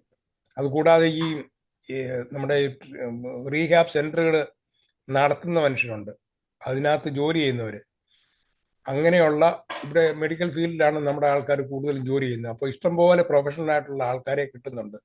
അതുപോലെ ഈ ഡോക്ടർ സജി എന്ന് പറയുന്ന ആളൊരു റിലീഫ് കോർണർ എന്ന് പറഞ്ഞ ഒരു പ്രത്യേക പ്രസ്ഥാനം കൗൺസിലിംഗ് പോലെ ആർക്ക് വേണമെങ്കിലും സഹായിക്കത്തക്ക ഒരു നല്ല ഗ്രൂപ്പ് ഓഫ് കൗൺസിലേഴ്സിനെ സൈക്കോളജിസ്റ്റും സൈക്യാട്രിസ്റ്റും മെഡിക്കൽ പ്രൊഫഷണൽസ് അറിവുള്ളവർ അവരുടെ ഒരു ഗ്രൂപ്പുണ്ട്. ആർക്കെങ്കിലും പ്രശ്നം കൈകാര്യം ചെയ്യണമെന്നുണ്ടെങ്കിൽ വ്യക്തിപരമായിട്ട് അവരുടെ പ്രശ്നങ്ങളെ അവർ തന്നെ കൈകാര്യം ചെയ്യും. അപ്പൊ ഇതിനൊന്നും പണം മുടക്കിയുള്ള ഇടപാടല്ല ഇത്. ആർക്കും പിന്നെ ആരെങ്കിലും നാട്ടിലൊക്കെ കാര്യമാണെങ്കിൽ അവിടുത്തെ കാര്യങ്ങളൊക്കെ ചെയ്യും. ഇവിടെ ആരെങ്കിലും സംസാരിക്കുന്നതിനോ ഹെൽപ്പ് കിട്ടുന്നതിനോ ഒന്നും ഞങ്ങളാൽ കഴിയുന്നത് ഏത് തരത്തിലും ആരെയും സഹായിക്കാനായിട്ടും എങ്ങനെയെങ്കിലും മദ്യാസക്തിയിൽ നിന്നും മനുഷ്യൻ അല്ലെങ്കിൽ ഡ്രഗിൽ നിന്ന് മനുഷ്യൻ ഒഴിഞ്ഞു നിൽക്കണം, അതിനെ സഹായിക്കണം എന്നുള്ളത് മാത്രമേ ഉള്ളൂ ഞങ്ങളുടെ ഈ ഗ്രൂപ്പിന്റെ ഉദ്ദേശം. അതുകൊണ്ട് ഏത് സമയത്തും ആർക്കാണെങ്കിലും കോൺടാക്ട് ചെയ്യാം. വിളിച്ചു കഴിഞ്ഞാൽ സാധിക്കുമെങ്കിൽ ഫോൺ എടുക്കും, ഇല്ലെങ്കിൽ മെസ്സേജിലോട്ട് പോകും, ഞാൻ തിരിച്ചു വിളിക്കാം. വാട്സപ്പിൽ കൂടെ വിളിക്കണമെന്ന് മാത്രമേ ഉള്ളൂ. Thank you.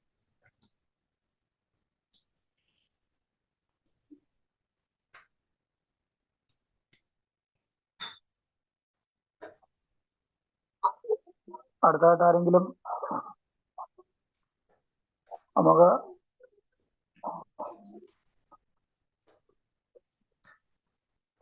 ഒരു 40 മിനിറ്റ് കൂടെ ഉണ്ട്.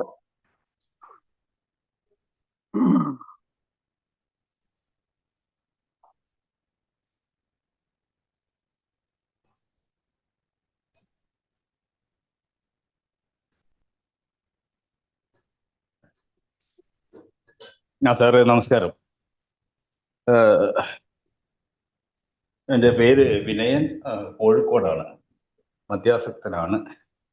ഞാൻ ഒന്ന് രണ്ട് കാര്യങ്ങൾ ഡൗട്ട്സ് ചില ഒരു ആശയവിനിമയമാണ് ഉദ്ദേശിക്കുന്നത്. ഞാൻ സാറ് ഇപ്പൊ സംസാരിച്ചത് ഞാൻ കേട്ടു. ഈ പ്രാദേശികമായിട്ട് ഈ സാർ കേരളത്തിലായിരുന്നെങ്കിൽ ഇങ്ങനെ ഒരു നന്മ, ഒരു നല്ല പ്രവൃത്തിയായിട്ട് ഇത്രയും കാലങ്ങൾ തുടർച്ചയായിട്ട് പോകാൻ പറ്റും എന്ന് കരുതുന്നുണ്ടോ?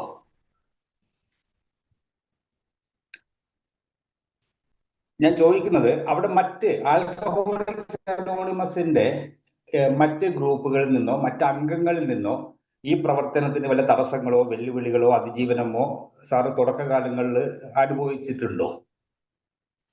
ഇല്ല. ഇതിന്റെ കാരണം എന്ന് പറഞ്ഞു കഴിഞ്ഞാൽ ഞാൻ ഈ ആൽക്കഹോളിക് അനോണിമസിന്റെ മീറ്റിങ്ങുകളിൽ ഇവിടെ എൻ്റെ മലയാളികളുടെ കൂട്ടത്തിൽ തല കാണിക്കാൻ താല്പര്യമില്ലാത്തവരുണ്ട്.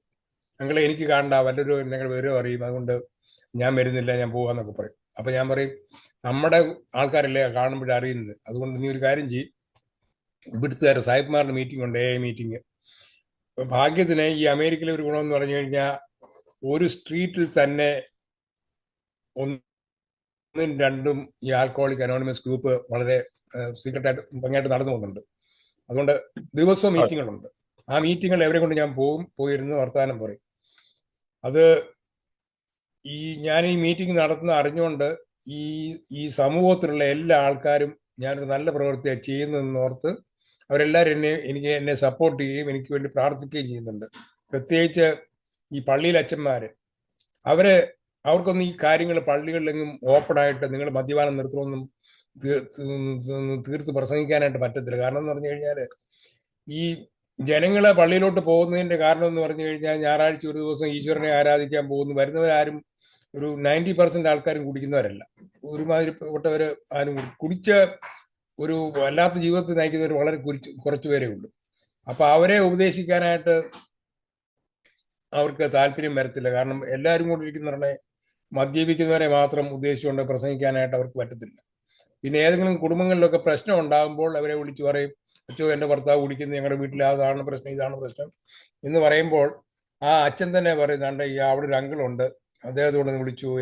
കഴിഞ്ഞ ആഴ്ചയിൽ ഞാനൊരു അച്ഛനെയും കൂട്ടി ഒരു വീട്ടിൽ പോയി ഒരു ചെറുക്കനെ കണ്ട് സംസാരിച്ച് അവനെ ഞങ്ങൾ ട്രീറ്റ്മെന്റ് കൊണ്ടുപോയി. അവനെ ഒരു കണക്കിൽ ഇപ്പം പിടിച്ചു വരുന്നുണ്ട്. പക്ഷെങ്കിൽ അവനോട് മീറ്റിംഗിന് ഞാൻ പറഞ്ഞു കഴിഞ്ഞാൽ അവൻ വരത്തില്ല. അപ്പോൾ അച്ഛൻ പറഞ്ഞേക്കുന്ന അടുത്ത മീറ്റിങ്ങിന് അങ്ങളെ പറ, ഞാൻ അവൻ്റെ വീട്ടിൽ പോയിരുന്നു, അവനെയും കൂടെ കൂട്ടി ആ മീറ്റിങ്ങിന് കൂടാം. അങ്ങനെയൊക്കെ നിർബന്ധിച്ചില്ല. പിള്ളേരെ പാല് കുടിപ്പിക്കുന്നവരെ വേണം ഈ മദ്യാസക്തരെ ഈ മീറ്റിങ്ങിന് കൊണ്ടുവരാനായിട്ട്.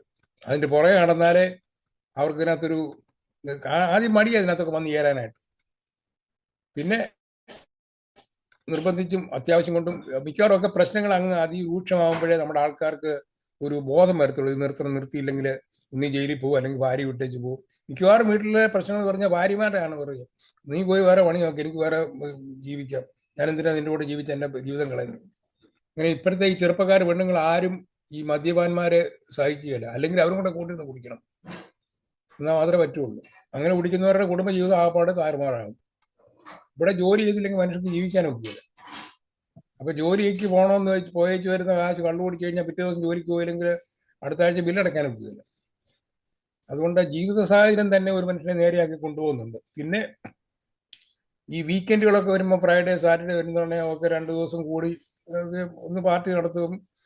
പിന്നെ ഇതിനകത്ത് അകപ്പെട്ട് പോയി അതിനകത്ത് അഡിക്റ്റ് ആയി പോയി കഴിഞ്ഞാൽ ഈ അമേരിക്കയിലാണെങ്കിലല്ല എവിടെ ആണെങ്കിലും ശരി ജീവിതം കട്ടപ്പോകയാണ്. ഭാര്യമാരിട്ടേച്ച് പോകും. ഇവിടുത്തെ എൻ്റെയൊക്കെ പ്രായത്തിലുള്ളവരുടെ കുഴപ്പമെന്ന് ഫാമിലിക്ക് പറ്റിയിരിക്കുന്ന കുഴപ്പമെന്ന് പറഞ്ഞു കഴിഞ്ഞാൽ, ഇത് ഞാൻ 70കളിൽ ഇവിടെ വന്നതാണ്. ഇന്ന് വരെ ഇതൊരു രോഗമാണെന്ന് ഒരു നല്ല ഭാഗം കുടിയന്മാർക്കും അറിയത്തില്ല. അവരുടെ വീട്ടുകളിലെ ഭാര്യമാർക്കും അറിയത്തില്ല. ഈ ഭാര്യമാർ നിങ്ങൾ എന്തിനാ ഈ കുടിക്കുന്ന മനുഷ്യൻ നിർത്തരുതോ എന്ന് ചോദിച്ചുകൊണ്ടിരിക്കും. അതിൻ്റെ അപ്പുറത്തോട്ട് ഇപ്പോഴും അവർക്കൊരു ബോധ്യം വന്നിട്ടില്ല മദ്യപാനം ഒരു അസുഖമാണെന്ന്. അപ്പൊ ഈ അസുഖമാണെന്നുള്ള ഒരു ബോധവൽക്കരണമാണ് ഈ സമൂഹത്തിൽ നടക്കേണ്ടത്. അപ്പൊ ഞങ്ങളിപ്പോൾ ആണ്ടിലൊരിക്കലും ഒന്നോ രണ്ടോ മീറ്റിങ്ങുകൾ ഇങ്ങനെ പബ്ലിക്കായിട്ട് നടത്തിക്കൊണ്ട് ഒരു ബോധവൽക്കരണം കൂടെ എന്തെങ്കിലും 10, 50, 60 പേര് കമ്മ്യൂണിറ്റിയിൽ നിന്ന് കയറും. ഇതൊന്നും കേൾക്കാനായിട്ട് ആർക്കും താല്പര്യമില്ല. ഈ മദ്യപിക്കുന്നവർക്ക് ആർക്ക് ഏറ്റവും നമ്മളൊക്കെ കുടിക്കുന്നവരാ, നമ്മളെ ആരെങ്കിലും ഉപദേശിച്ചാൽ നമുക്ക് ഇഷ്ടപ്പെടുമോ? ഈ പോയി പറയുവാണെങ്കിൽ നോക്കി എനിക്ക് നിർത്തേണ്ടി എപ്പോഴാണെന്ന്, എൻ്റെ കാര്യമില്ല, ഞാൻ നോക്കിക്കോളാം. അങ്ങനത്തെ അവസ്ഥയാണ് നമ്മുടെ എല്ലാവരുടെയും. നമ്മളൊക്കെ ഇത് കഴിഞ്ഞ് വന്നുകൊണ്ട് നമുക്ക് ധൈര്യമായിട്ട് പറയാൻ പറ്റുന്നത് ഞാൻ ഇതൊക്കെ കഴിഞ്ഞതാണ്, അതുകൊണ്ട് നീ പറയുന്ന നോക്കി എനിക്ക് മനസ്സിലാവും. ആരെക്കാളും ഭേദമല്ല ഞാൻ, എന്നെക്കാൾ ആരും എടുക്കുന്നവരില്ല നിങ്ങളാരും. നമ്മളെല്ലാവരും ഒരുപോലെ മദ്യപിച്ച് ജീവിതത്തിൽ നഷ്ടങ്ങൾ മാത്രം വരുത്തി വെച്ചവരാണ്. അതുകൊണ്ട് നമ്മുടെ അനുഭവമാണ് നമ്മുടെ പാഠം. അതുകൊണ്ട് നമുക്ക് അങ്ങോട്ടും ഇങ്ങോട്ടും ഈ മീറ്റിങ്ങുകൾ കൂടെയാണ് ബലം കിട്ടുന്നത്. ഇപ്പോൾ പുതുതായിട്ട് ഒരാൾ വന്നു കഴിയുമ്പോൾ നമ്മുടെ അനുഭവം കേൾക്കുമ്പോൾ എടാ യുവമാർക്കൊക്കെ നിർത്താവുന്ന ഒരിക്കൽ നിർത്താമല്ലോ. അപ്പോൾ എൻ്റെ മീറ്റിംഗ് വരുന്ന പല പിള്ളേരിനോടൊക്കെ അങ്കിൾ എങ്ങനെയാണ് നിർത്തുന്നത്, അങ്കിളിനെ പോലെ എനിക്ക് നിർത്താൻ പറ്റുന്നില്ല എന്നാൽ പല ചെറുപ്പക്കാരോട് ചോദിക്കുന്നത്. ഞാൻ പറഞ്ഞു കുഞ്ഞ് ഇത് പാടാ, പക്ഷേ ഓരോ 1 ഡേ അറ്റ് എ ടൈം നോക്കിക്കഴിഞ്ഞാൽ ഈസിയാണ്. പക്ഷേ അത് കിട്ടണമെന്നെങ്കിൽ ഈ കണ്ടിന്യൂസ് ആയിട്ട് ഒരു 90 ദിവസത്തോളം ഈ മീറ്റിങ്ങിന് പോയി കഴിഞ്ഞാൽ ഏതാണ്ടൊരു വെളിച്ചം കിട്ടും തലയിൽ. അങ്ങനെ നമുക്ക് മാറി നിൽക്കാനായിട്ട് സാധിക്കില്ല. അതിന് ഈശ്വരന്റെ കൃപയല്ലാതെ വേറെ മനുഷ്യന്റെ ബുദ്ധി കൊണ്ടൊന്നും നടക്കില്ല. അതുകൊണ്ട് നമുക്ക് ആർക്കും ഈ താഴ്മയെന്ന് പറഞ്ഞ സംഗതിയില്ല. അഹങ്കാരമാണ് നമ്മുടെ എല്ലാവരുടെയും മദ്യപാനത്തിന്റെ പ്രധാന കാരണം. ആരെയും നമ്മൾ ഭാവവെക്കത്തില്ല. നമ്മുടെ അപ്പം പറഞ്ഞാലും അമ്മ പറഞ്ഞാലും പള്ളിയിലച്ഛൻ പറഞ്ഞാലും ഉപദേശി പറഞ്ഞാലും പൂജാരി പറഞ്ഞാലും ആര് പറഞ്ഞാലും നമ്മൾ കേൾക്കത്തില്ല. നമുക്കറിയാം എപ്പോൾ നിർത്തണമെന്ന്. പക്ഷെങ്കിൽ നമ്മൾ ചെന്ന് ചാടുന്ന കുഴി പിന്നെ അതിനകത്ത് കയറാൻ വയ്യ. ഒന്നീ ജയില്, അല്ലെങ്കിൽ ഭാര്യയെ ഉപേക്ഷിച്ച് പോവുക, അല്ലെങ്കിൽ രോഗങ്ങൾ. എത്ര പേരെ ഈ 60 വയസ്സിന് മേളിൽ സാധാരണ ഈ മദ്യപിക്കുന്നവരാരും ജീവിക്കാറില്ല, അതിന് മുമ്പ് തട്ടിപ്പോവും. പിന്നെ അമേരിക്കയിലുള്ള ഏക ഗുണം ഞാൻ ജീവിച്ചിരിക്കാൻ കാരണം ഒന്ന് പറയാം. ഈ കേരളത്തിനെ പറ്റി ഞാൻ കുറ്റം പറയല്ല, നമ്മുടെ നാട്ടിൽ കിട്ടുന്ന സാധനത്തിനകത്ത് ആൽക്കഹോളിൻ്റെ അകത്തെ എന്താ പറയുന്നത്, ഈ വേറൊന്നും ഇവിടെ കിട്ടുന്ന സാധനത്തിനകത്ത് ചേരുവകളൊന്നും ചേരത്തില്ല. എന്താ തന്നെ പറയുന്നത്, അഡൾട്രേഷൻ ഇല്ല. നാട്ടിലെ ചാരായം കുടിച്ചു കഴിഞ്ഞാൽ ചാരായത്തിനകത്ത് ചേരുന്ന ഈ ഷാപ്പിൽ കിട്ടുന്ന ചാരായത്തിന്റെ കട്ടിയല്ല വേറൊരു ഷാപ്പിൽ കിട്ടുന്നത്, അല്ലെങ്കിൽ കള്ളിനകത്ത് കിട്ടുന്ന അളവ് മൂത്ത കള്ളിനകത്ത് ഏതോ അവർ ചേർത്ത് നമുക്കറിയത്തില്ല. അപ്പൊ അതനുസരിച്ച് അതിന് നമ്മുടെ ഇന്റേണൽ ഓർഗൻസിനെ അത് ബാധിക്കുന്നു. ചിലപ്പോൾ 1 ഗ്ലാസ് കള്ള് കുടിച്ചാൽ ഒരു ഷാപ്പിൽ നിന്ന് പൂസാവും, വേറൊരു ഷാപ്പിൽ കയറി 10 ഗ്ലാസ് കുടിച്ചാലും ഒന്നും ആകത്തില്ല. അപ്പൊ ഈ 1 ഗ്ലാസ് കുടിക്കുന്ന കള്ളിനകത്ത് എന്തോ ചേർത്തേക്കുന്നത് ആർക്കറിയാം. അതുകൊണ്ട് നമ്മുടെ ആരോഗ്യത്തെ, നമ്മുടെ ഇന്റേണൽ ഓർഗൻസിനെ ഇത് ബാധിക്കുന്നത് നമ്മൾ അറിയത്തില്ല. ഞാൻ കുടിക്കുന്ന കാലം മുഴുവനും ഈ ലിവറിന്റെ ഏതാണ്ടൊരു നാട്ടിലേത് ഒരു ഗുളിക കൊണ്ടുവരുമായിരുന്നു. അത് തിന്നോണ്ടായി കുടിക്കുന്നത്. കാരണം 2 ദിവസം കുടിച്ചു കഴിയുമ്പോൾ അറിയാം ഈ മൂത്രത്തിന് നിറം മാറും, മഞ്ഞിച്ചിരിക്കും. അത് കഴിഞ്ഞ് 2 ദിവസം കുടി നിർത്തിവെച്ചാൽ ഈ ഗുളിക തിന്നുന്നുടനെ ലിവർ നേരെയാവും, പിന്നെയും കൂടി തുടങ്ങും. അങ്ങനെയൊക്കെയാണ് ഞാൻ കുടിച്ചുകൊണ്ടിരുന്നത്. ഇത് എല്ലാവരുടെയും മൂത്രം നോക്കിയാൽ അറിയാം നമ്മുടെ മദ്യത്തിന്റെ അളവ് വയറ്റിൽ നിന്ന് പോകുന്നത് കാണുമ്പോൾ അറിയാം നമ്മുടെ ലിവറിനെ എന്തിനു വേണ്ടി ബാധിച്ചെന്നുള്ളത്. ഒരു നിറവ്യത്യാസമുണ്ട്. അല്ലെങ്കിൽ മഞ്ഞപ്പിത്തം വന്നിരുന്ന നിറമായിരിക്കും മൂത്രത്തിന്. അന്നേരം അറിയാം ഇതിന് ലിവറിനെ ബാധിച്ചു എന്നുള്ളത്. കുറച്ച് ദിവസം കുടിക്കാതിരിക്കാവോ, അത് തന്നെ ക്ലിയർ ആയിക്കോളും. അതുപോലെ തന്നെ ഓർമ്മ, ബുദ്ധി. ഞാൻ കുടിക്കുന്ന കാലത്ത് വൈകിട്ട് വീട്ടിൽ തിരിച്ചു വന്നു കഴിഞ്ഞാൽ വണ്ടി ഏത് വഴിയാണ് വന്നതെന്നോ, തലേദിവസം ഏത് ഭക്ഷണമാണ് കഴിച്ചതെന്നോ, കീ എവിടെ കൊണ്ടോ വെച്ചോ, വാലറ്റോ പേഴ്സോ ആരോടൊക്കെ സംസാരിച്ചു, എന്തോ സംസാരിച്ചു, ഓർമ്മ ഒരു ബോധവും ഇല്ല. കാരണം കുടിച്ച് തലച്ചോറിന്റെ ബ്രെയിൻ സെൽസ് ചത്തുപോയി, മരവിച്ചു പോയി, നഷ്ടപ്പെട്ടു പോയി. അതുകൊണ്ടാണ് ഈ മദ്യപിക്കുന്നവർക്ക് ആർക്കും ഓർമ്മ നഷ്ടപ്പെടുന്നത്. അങ്ങനെ ഓർമ്മയില്ലാത്ത രീതിയിൽ ഈ മദ്യം തലയ്ക്ക് പിടിച്ചു കഴിഞ്ഞാൽ മനുഷ്യൻ പല വികൃതികളും കാണിച്ചു വെക്കും. അങ്ങനെയാണ് ഈ മാനഭംഗത്തിനും പിന്നെ കൊലപാതകത്തിനും ഒക്കെ ഇടയാകുന്നത്. കാരണം അവന് തന്നെ അറിയത്തില്ല എന്താ ചെയ്തെന്നുള്ളത്. ഇതെല്ലാം നമ്മളെല്ലാം കുടിച്ചവരായതുകൊണ്ട് നമുക്കൊക്കെ അറിയാം ഇത് എന്താ ഇത് ഇങ്ങനെ വരുന്നത്. എന്നാൽ കുറച്ച് നാൾ കുടിക്കാതിരിക്കുന്ന പറഞ്ഞാൽ ഈ ബ്രെയിൻ ഇപ്പം ഞാൻ ഇന്നലെയോ കഴിഞ്ഞ ആഴ്ച എന്താ കഴിച്ചതെന്ന് എനിക്ക് ഓർമ്മയുണ്ട്. കാരണം ഈ ബ്രെയിൻ സെല്ല് നഷ്ടപ്പെട്ടതെല്ലാം പിന്നെ അത് തളർത്ത് കിളിർത്ത് വരും അത് മാറി നിന്ന് കഴിഞ്ഞാൽ. അപ്പോൾ മദ്യപാനം നിർത്തിക്കഴിഞ്ഞാൽ ലിവർ സിറോസിസ് ഉള്ള മനുഷ്യൻ്റെ ലിവർ ഇച്ചിരി ഉള്ളെങ്കിലും ശരി അത് പിന്നെ അത് ഡെവലപ്പ് ചെയ്ത് കിളിച്ച് വന്നത് അത് ഡെവലപ്പ് ചെയ്ത് നമ്മുടെ ശരീരത്തെ പ്രൊട്ടക്ട് ചെയ്യാനായിട്ട് സാധിക്കും. ക്യാൻസർ മാറി നിൽക്കും, ലിവർ സിറോസിസ് മാറി നിൽക്കും, ബ്ലഡ് ഫ്ലോ ശരിയായിട്ടുണ്ടാവും, നാക്കിന് രുചി ഉണ്ടാവും, ഭക്ഷണം കഴിക്കും, ആരോഗ്യം തിരിച്ചു കിട്ടും. ഇതൊക്കെയാണ് ഈ മദ്യപാനം നിർത്തിയാൽ നമുക്ക് കിട്ടുന്ന ഗുണം. ഏറ്റവും ഉപരിയായിട്ട് കൂടെ കിടക്കുന്ന ഭാര്യയുടെ സന്തോഷം, അവർക്ക് സന്തോഷമില്ലെന്നൊരു നമ്മുടെ ജീവിതം വെറുതെ ആക്കി. മദ്യപാനം നിർത്തിയാൽ കിട്ടുന്ന കുടുംബത്തിലെ ഏറ്റവും സമാധാനമാണ്. ഈ ലോകത്തില്ലാത്തൊരു സംഗതി അതാണ് സമാധാനം. എത്ര കാശുണ്ടായാലും മദ്യപിച്ചു കഴിഞ്ഞാൽ സമാധാനം പോയി കഴിഞ്ഞാൽ എന്തോ പ്രയോജനം? ഇവിടുത്തെ അമേരിക്കയിലെ ഏറ്റവും വലിയ പ്രശ്നം എന്ന് പറയുന്നത് അനേക മദ്യപാനിക്കുന്നവരുടെ കുടുംബങ്ങളിലെ മക്കളുടെ വിവാഹം നടക്കുന്നില്ല. അവരെ വിവാഹം കഴിക്കാത്തതിന്റെ കാരണം അപ്പനും അമ്മയും ഇങ്ങനെയാണെന്ന് പിന്നെ ഞങ്ങൾ എന്തിനാ വിവാഹം കഴിച്ചിട്ട് വരുന്ന മനുഷ്യനോ ചെറുക്കനോ എങ്ങനെ ആയിരിക്കും എനിക്കറിയത്തില്ല, അതുകൊണ്ട് വിവാഹം കഴിക്കാതിരിക്കുക നല്ലത് എന്ന് വെച്ച് ഈ പുതിയ സമൂഹത്തിൽ മൊത്തം ഇന്ത്യയിലും അമേരിക്കയിലും എല്ലാം കണക്കാണ്. കുഞ്ഞുങ്ങൾക്ക് വിവാഹം കഴിക്കാൻ താല്പര്യമില്ല. കാരണം ഇതുപോലത്തെ അഴിഞ്ഞ ജീവിതം കണ്ട് അവർ മടുത്തിരിക്കുകയാണ്. നമ്മുടെ മലയാളി ഫാമിലീസ് മൊത്തം പൊതുവെ കുടുംബത്തിലൊരു ബലഹീനത ഉണ്ടെന്ന വരിയിൽ അത് പുറത്തു പറയാനായിട്ട് താല്പര്യപ്പെടുന്നില്ല. നാലുപേരെ അറിയാൻ അവർക്ക് ഇഷ്ടമില്ല. അവരുടെ കുടുംബത്തിൽ എങ്ങനെയും ഭാര്യയും ഭർത്താവും കൂടെ അടിച്ചു വിരിഞ്ഞ് ജീവിച്ചാലും ശരി പുറത്ത് വരുന്നവരെ മേക്കപ്പും സാരിയും ഒക്കെ ഇട്ട് നല്ല കുട്ടപ്പനായിട്ട് പുറത്ത് കാണിക്കും, അവർക്കൊരു പ്രശ്നമില്ലെന്ന്. പക്ഷെങ്കിൽ വീട്ടിൽ ചെന്ന് കഴിഞ്ഞാൽ നരകതുല്യമാണ്. പല കുടുംബങ്ങളിലെ സത്യാവസ്ഥ അതാണ്. കാരണം അങ്ങനെ ഇതിനെല്ലാം കാരണം ഈ മദ്യം തന്നെയാണ്, വേറെ ഒന്നുമല്ല. ഈ മദ്യം കൊണ്ട് നാട്ടിലൊക്കെ ആണെങ്കിൽ എത്ര രൂപ ഉണ്ടെങ്കിലും ഒന്ന് മദ്യപിക്കാൻ പറ്റുന്നു, എന്ത് വേണ്ടി ചിലവാണ്. ഇവിടെ അമേരിക്ക അത്രയും കാശാകത്തില്ല. കാരണം ഒരു $15 $10 ഒക്കെ മുടക്കി കഴിഞ്ഞാൽ ഒരു കുപ്പി വാങ്ങിച്ച് ഒരു ദിവസം തള്ളിയിരിക്കാം. അതുകൊണ്ട് ധനനഷ്ടവും മാനനഷ്ടവും എല്ലാം ഈ മദ്യം കൊണ്ട് എല്ലാവർക്കും ഉണ്ടാവും. ഉണ്ടാകാതിരിക്കാനായിട്ട് എങ്ങനെയും മാറി നിൽക്കുക, അത് മാത്രമുള്ള ലക്ഷ്യം. അതിനകത്ത് മീറ്റിംഗ് ആണ് എല്ലാവർക്കും നല്ലത്. പിന്നെ ഒരു പ്രത്യേകത ഈ രാജ്യത്തുള്ളത്, ഈ ഇവിടുത്തെ കോടതിയിൽ മദ്യം റിലേറ്റഡ് ആയിട്ട് എന്തെങ്കിലും പ്രശ്നത്തിന് പിടിച്ചു കഴിഞ്ഞാൽ, കുടുംബ വഴക്ക്, റോഡ് ആക്സിഡന്റ്, ഇങ്ങനെയുള്ള പ്രശ്നങ്ങളാൽ ഏതെങ്കിലും തരത്തിൽ നമ്മൾ കോടതി ചെന്ന് കഴിഞ്ഞാൽ കോടതിയുടെ പണിഷ്മെന്റ്, ശിക്ഷയെന്ന് പറയുന്നത് ഈ മദ്യാസക്തി ഉള്ളവർ മദ്യം മൂലം പ്രശ്നം ഉണ്ടാക്കി കഴിഞ്ഞാൽ മീറ്റിങ്ങുകൾക്ക് പോയി എന്നുള്ളതിൻ്റെ പ്രൂഫ് കൊണ്ട് കൊടുക്കണം. ഇങ്ങനെ 40 മണിക്കൂറോ 80 മണിക്കൂറോ അല്ലെങ്കിൽ 80 മീറ്റിങ്ങിലോ നിങ്ങൾ അറ്റൻഡ് ചെയ്തു എന്നുള്ളതായ ഒരു സർട്ടിഫിക്കേഷൻ. അവിടെ മീറ്റിങ്ങിന് പോയിരിക്കുമ്പോൾ അവിടുത്തെ മീറ്റിംഗ് നടത്തുന്നവരെ കൊണ്ട് എഴുതി വാങ്ങിപ്പിച്ചുകൊണ്ട് പോകും, അറ്റൻഡൻസ് മീറ്റിംഗ് എന്ന് പറഞ്ഞ്. അങ്ങനെ എഴുതിക്കൊണ്ട് കോർട്ടിൽ കൊണ്ട് കൊടുത്തു കഴിഞ്ഞാൽ അത് നിങ്ങളുടെ ശിക്ഷയുടെ ഒരു ഭാഗമായിട്ട് അത് തീരും. അതുപോലെ ഈ ജുവനൈൽ പിള്ളേരുടെ പ്രശ്നങ്ങൾ, 10-12 ടീനേജേഴ്സ്, 13 തൊട്ട് 18 വയസ്സുള്ള പിള്ളേർ ഈ ഡ്രഗും ആൽക്കഹോളും ഒക്കെ, ഈ കൊച്ചു പിള്ളേരെന്ന് പറഞ്ഞു കഴിഞ്ഞാൽ അങ്ങോട്ട് കുടി കുടിക്കുന്നതിന് മുമ്പേ അവന്മാർ തലയ്ക്ക് പിടിക്കും, പിന്നെ അവർ കാണിക്കുന്നത് എന്താണെന്ന് അറിയത്തില്ല. അപ്പോൾ അവരെ പിടിച്ച് ജയിലിൽ കൊണ്ടിട്ട് കഴിഞ്ഞാൽ അവരുടെ ഏറ്റവും വലിയ പണിഷ്മെന്റ് എന്ന് പറയുന്നത് നേരെ നീ മീറ്റിങ്ങിന് വെക്കും. അവന്മാരെ പിടിച്ച് അടച്ചിട്ട് ഈ മീറ്റിങ്ങുകളാണ് അവിടെ നടക്കുന്നത്, ഇതുപോലത്തെ ക്ലാസ്സുകൾ, കൗൺസിലിംഗ്. അങ്ങനെയാണ് ഈ പിള്ളേർ മാറി നിൽക്കുന്നത്. അപ്പം നമ്മുടെ കൂട്ടത്തിലുള്ള എൻ്റെ ഗ്രൂപ്പിൽ വരുന്നവരുടെ പിള്ളേരുണ്ട് ഇതുപോലെ ഡ്രഗ്സും ആൽക്കഹോളും അടിച്ചിട്ട് ഈ ചെറുപ്പത്തിൽ സ്കൂളിലും കോളേജും ഒക്കെ പോകുന്നവർ എന്തോ വേണ്ടി അങ്കിളെന്ന് പറഞ്ഞ് വരുന്നവരെ നമ്മൾ ഈ മീറ്റിങ്ങുകൾക്ക് അവരെ പറഞ്ഞു വിടുക. അവിടെ അപ്പനും മക്കളും കൂടെ പോയാലേ പറ്റുള്ളൂ. അങ്ങനെയൊക്കെ ഇത് മാറി നിൽക്കുന്നു. അപ്പം ഈ മീറ്റിംഗ് ലോകത്തിലുള്ള എല്ലാ മനുഷ്യരെയും സഹായിക്കുന്നുണ്ട്. മലയാളി, ഈ സായിപ്പും, ഓസ്ട്രേലിയയും ചൈനയും ഇന്ത്യയും എല്ലായിടത്തും മീറ്റിംഗ് എഫക്റ്റീവായിട്ട് വർക്ക് ചെയ്യുന്നുണ്ട്.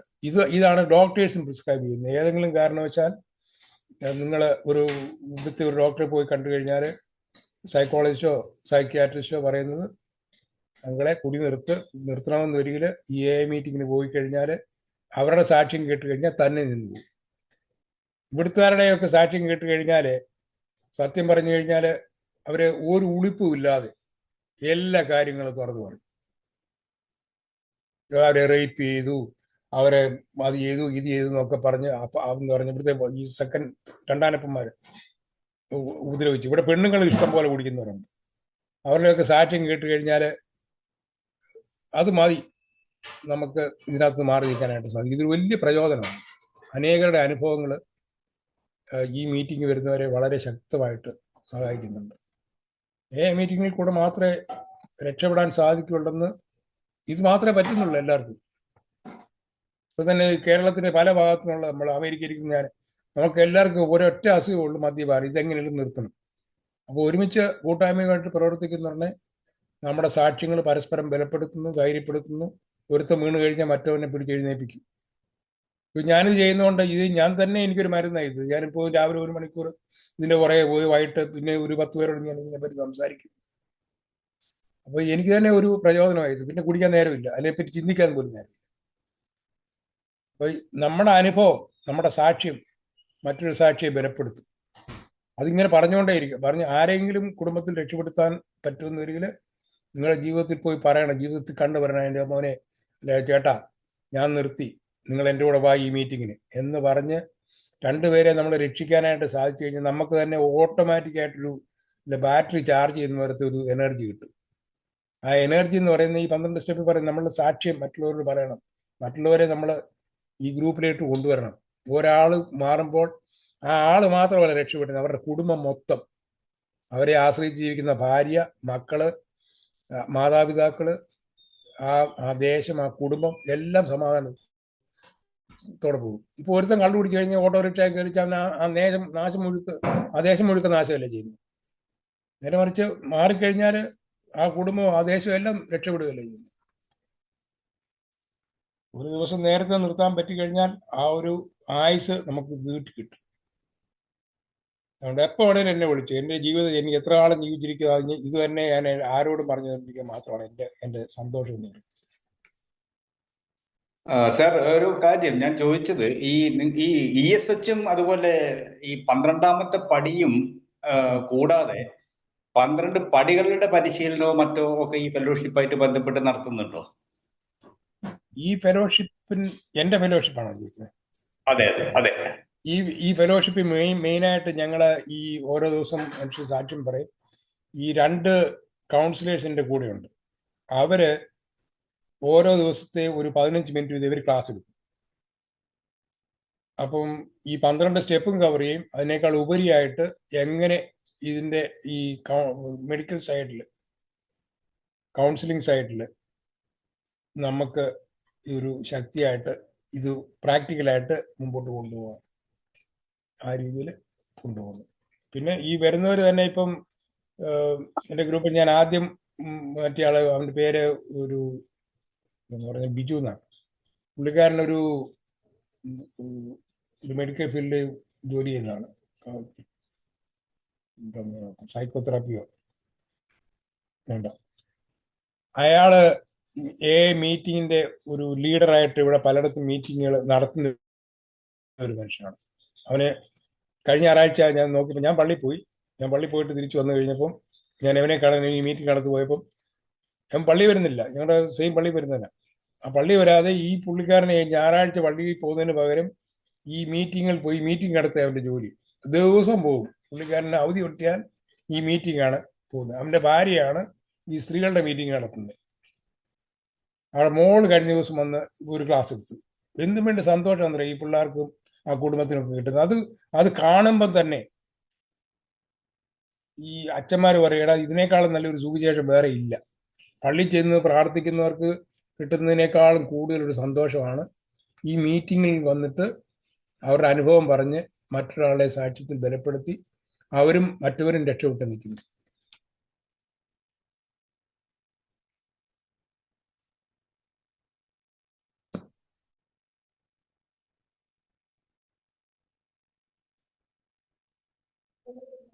സർ, ഒരു കാര്യം, ഈ ഫെലോഷിപ്പിലുള്ള അംഗങ്ങൾ മറ്റ് ഗ്രൂപ്പുകൾ അംഗങ്ങൾ കൂടിയാണോ? ചിലർ അല്ലെങ്കിൽ ഇത് പോകുന്നുണ്ട്, പോകുന്നുണ്ട്? ചിലർ പോകുന്നത് ചിലർ ഇത് മതി എന്ന് പറഞ്ഞിരിക്കുന്നവരുണ്ട്. അതെ അതെ.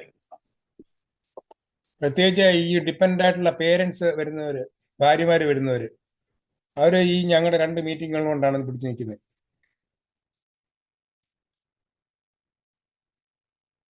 ലേഡീസ് മീറ്റിംഗ് ഉണ്ട് സെപ്പറേറ്റ് ആയിട്ടുള്ള. ഒന്നുകൂടി പറയൂ. എന്താ പേരൻസ് ആയിട്ട് എന്താ പറഞ്ഞത്? പേരൻസ് ആയിട്ടുള്ളവര് ഈ മീറ്റിങ്ങുകളിൽ, പുറത്തെ മീറ്റിങ്ങുകളിൽ പോകുന്നില്ല, ഞങ്ങളുടെ മീറ്റിംഗിൽ വരുന്നുണ്ട്.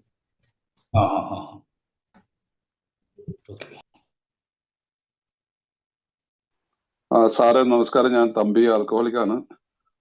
സാറിപ്പോ പല കാര്യങ്ങൾ സംസാരിച്ചെടുത്തതിന് നല്ലൊരു കാര്യം, മദ്യപാനികളെ സഹായിക്കാനായിട്ടുള്ള ശ്രമം നല്ലൊരു കാര്യം തന്നെയാണ്. അപ്പൊ എനിക്ക് ഒരു കാര്യം ചോദിക്കാനുള്ളത്, ഒന്ന്, നമ്പർ 1, ഇതൊരു ക്രിസ്ത്യൻ ബാക്ക്ഗ്രൗണ്ടിലുള്ള കാര്യങ്ങളാണ് മുഴുവൻ പറയുന്നത്. ഇതിനകത്ത് അമേരിക്കയിലെ ഹിന്ദുസും ഉണ്ടെന്ന് എനിക്ക് തോന്നുന്നു. അങ്ങനെയുള്ളവർക്ക് എങ്ങനെ ഇതിനും മാനേജ് ചെയ്യും പോലെ ഒന്നത്. 2, ഇത് 12 പടി പ്രവർത്തനമാണെങ്കിൽ 12 പടി പ്രവർത്തനത്തിന്റെ പ്രൊസീജിയർ എന്ന് പറഞ്ഞു തന്നാൽ അതും കൊള്ളായിരുന്നു. പിന്നെ എത്ര നാള് ലോങ് റിക്കവറി, സാറിന്റെ റിക്കവറി കൂടാതെ മറ്റുള്ളവരിൽ 10 വർഷം 15 വർഷം ഒക്കെ ആയിട്ടുള്ളവർ കുറെ പേര് കാണുമല്ലോ, അങ്ങനെയുള്ളവർ എത്ര പേരുണ്ട് ഏകദേശം ഒരു ഇത് പറഞ്ഞുതരാമോ? ഒന്ന് നമ്പർ 1 ഇത് പിന്നെ ഒന്ന്, എന്തുകൊണ്ട് എയുമായിട്ട് ചേർന്നിട്ട് ഒന്നിച്ചു പോകുന്നില്ല? ഓക്കെ, ഞാന് ഇത് തുടങ്ങിയിട്ട് ഞാൻ പറഞ്ഞില്ലേ 2011 ഞാനിത് നിർത്തുന്നത്. നിർത്തി കഴിഞ്ഞതിന് ശേഷം 2-3 വർഷം കൊണ്ടാണ് ഞാൻ എൻ്റെ മോനെ ഒന്ന് നേരെയാക്കിയെടുത്തത്. അത് കഴിഞ്ഞാണ് വേറെ ഞങ്ങളുടെ കൂട്ടായ്മയുള്ള വേറെ 1-2 പിള്ളേരെ ഈ മാറ്റത്തിലേക്ക് കൊണ്ടുവരാനായിട്ട് സാധിച്ചത്. അപ്പം എ മീറ്റിങ്ങുകളിൽ ഞാൻ പണ്ട് പല ട്രീറ്റ്മെന്റിന് പോയ സമയത്ത് ട്രീറ്റ്മെന്റിന് എയുടെ ക്ലാസ്സിനും പരിപാടിക്ക് പോയിക്കൊണ്ടിരുന്നു.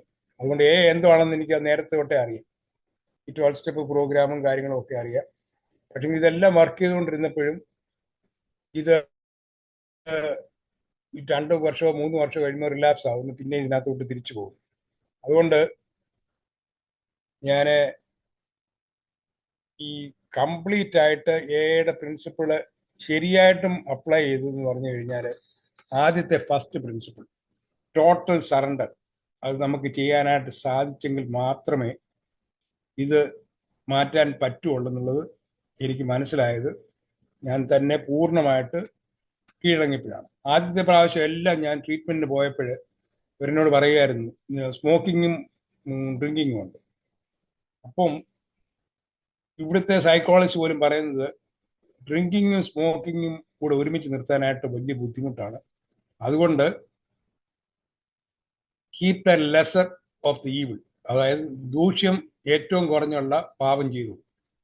കാരണം ഈ സിഗരറ്റ് വലിച്ചു കഴിഞ്ഞാൽ എനിക്ക് മാത്രമേ ദോഷമുള്ളൂ, വേറെ ആർക്കും ദോഷം വരുന്നില്ല. അതുകൊണ്ട് നീ സിഗരറ്റ് വലി നിർത്തണ്ട, മദ്യപാനം നിർത്തിയാൽ മതി. കാരണം രണ്ടും കൂടെ നിർത്താനായിട്ട് മനുഷ്യന്റെ ബുദ്ധിക്ക് പറ്റത്തില്ല. അതുകൊണ്ട് ഏതെങ്കിലും ഒന്ന് നിർത്തിയാൽ മതി എന്ന് പറഞ്ഞ് ഇവിടുത്തെ ഏത് റീഹാബ് സെന്ററിൽ പോയി കഴിഞ്ഞാലും ശരി, ഒരു സ്മോക്കിംഗ് സെഷൻ എന്ന് പറഞ്ഞ് തന്നെ മീറ്റിങ്ങുകളെല്ലാം കഴിയുന്നുണ്ട്. ഒരു 5 മിനിറ്റ് ബ്രേക്ക് തരും. മിക്കവാറും ഞങ്ങളെല്ലാം പുറത്ത് വരുന്ന വലിയ ഞങ്ങളുടെ ജോലി, പിന്നെയും തിരിച്ചു വരും, മീറ്റിംഗ് നടക്കും, പിന്നെയും പുറത്തിറങ്ങും, പിന്നെയും വലിക്കും. അപ്പം ഈ സിഗരറ്റ് വലി എന്ന് പറയുന്നത് നിർത്താനായിട്ട് അവർ നിർബന്ധിക്കുന്നില്ല. പിന്നെ സിഗരറ്റ് വലി നിർത്തണമെന്നെങ്കിൽ അതിന് വേറെ ട്രീറ്റ്മെന്റ് പ്രോഗ്രാം ആയതുകൊണ്ട്. എന്നാൽ കേരളത്തിൽ വന്ന് ഞാൻ ട്രീറ്റ്മെന്റ് ചെന്ന് കഴിഞ്ഞപ്പോൾ അവിടുത്തെ നിർബന്ധം എന്ന് പറഞ്ഞു കഴിഞ്ഞാൽ വലിയ നിർത്തം കൂടി ഇവിടെ വലിക്കാൻ ഒക്കത്തില്ല, കുടിക്കാൻ ഒക്കത്തില്ല, നിർബന്ധം. പള്ളിക്കൂടത്തിൽ പിള്ളേരെ വിടുന്നവരെ. അപ്പൊ എന്ത് ചെയ്തെന്ന് പറഞ്ഞു കഴിഞ്ഞാല് പിന്നെ എങ്ങനെയെങ്കിലും കട്ട് വലിക്കുക. കാരണം അവിടെ പോയി വലിക്കാൻ ഒക്കത്തില്ല. എന്നാലും ശരി എവിടെയെങ്കിലും ബാത്റൂമിലും അവിടെ ഇവിടെയൊക്കെ പോയി വലിച്ച് ആണ് അവിടെ വലിക്കുന്നവരൊക്കെ. എന്റെ ചോദ്യം അതല്ല, ഹിന്ദു മറ്റു മതങ്ങളുള്ളവർ എന്ത് ചെയ്യും? അതുപോലെ ഈ പ്രോഗ്രാം വഴിയായിട്ട് റിക്കവറിയിലുള്ള എത്ര ആളുകളുണ്ട്? ഇതൊക്കെയാണ് എന്റെ ചോദ്യങ്ങൾ. സിഗരറ്റ് വലിക്കുന്നത് തന്നെ പ്രശ്നമേ അല്ല ഇവിടെ. ഓക്കെ, പ്രോഗ്രാമിനുള്ളവർ ഞങ്ങളുടെ കൂടെ ഒരു 10-20 പേരുണ്ട്. അവരിൽ ഒരു 10-15 പേര് എൻ്റെ മീറ്റിങ്ങിന് മാത്രമേ വരത്തുള്ളൂ. ഒരു 4-5 പേരെ ഈ മറ്റേ ഈ മീറ്റിങ്ങുകൾക്ക് പോകുള്ളൂ.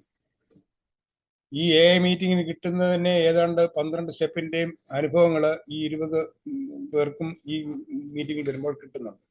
പിന്നെ ഹിന്ദുവും ക്രിസ്ത്യാനിയും എന്നുള്ളൊരു വ്യത്യാസം ഇവിടെ ഇല്ല. കാരണം എന്ന് പറഞ്ഞു കഴിഞ്ഞാൽ ഇത് ഈശ്വരനിൽ മാത്രം സമർപ്പിച്ച് മാത്രം മുമ്പോട്ട് പോകുന്ന ഒരു അനുഭവത്തിൽ കൂടെ ഇത് ശരിയാകത്തുള്ളൂ.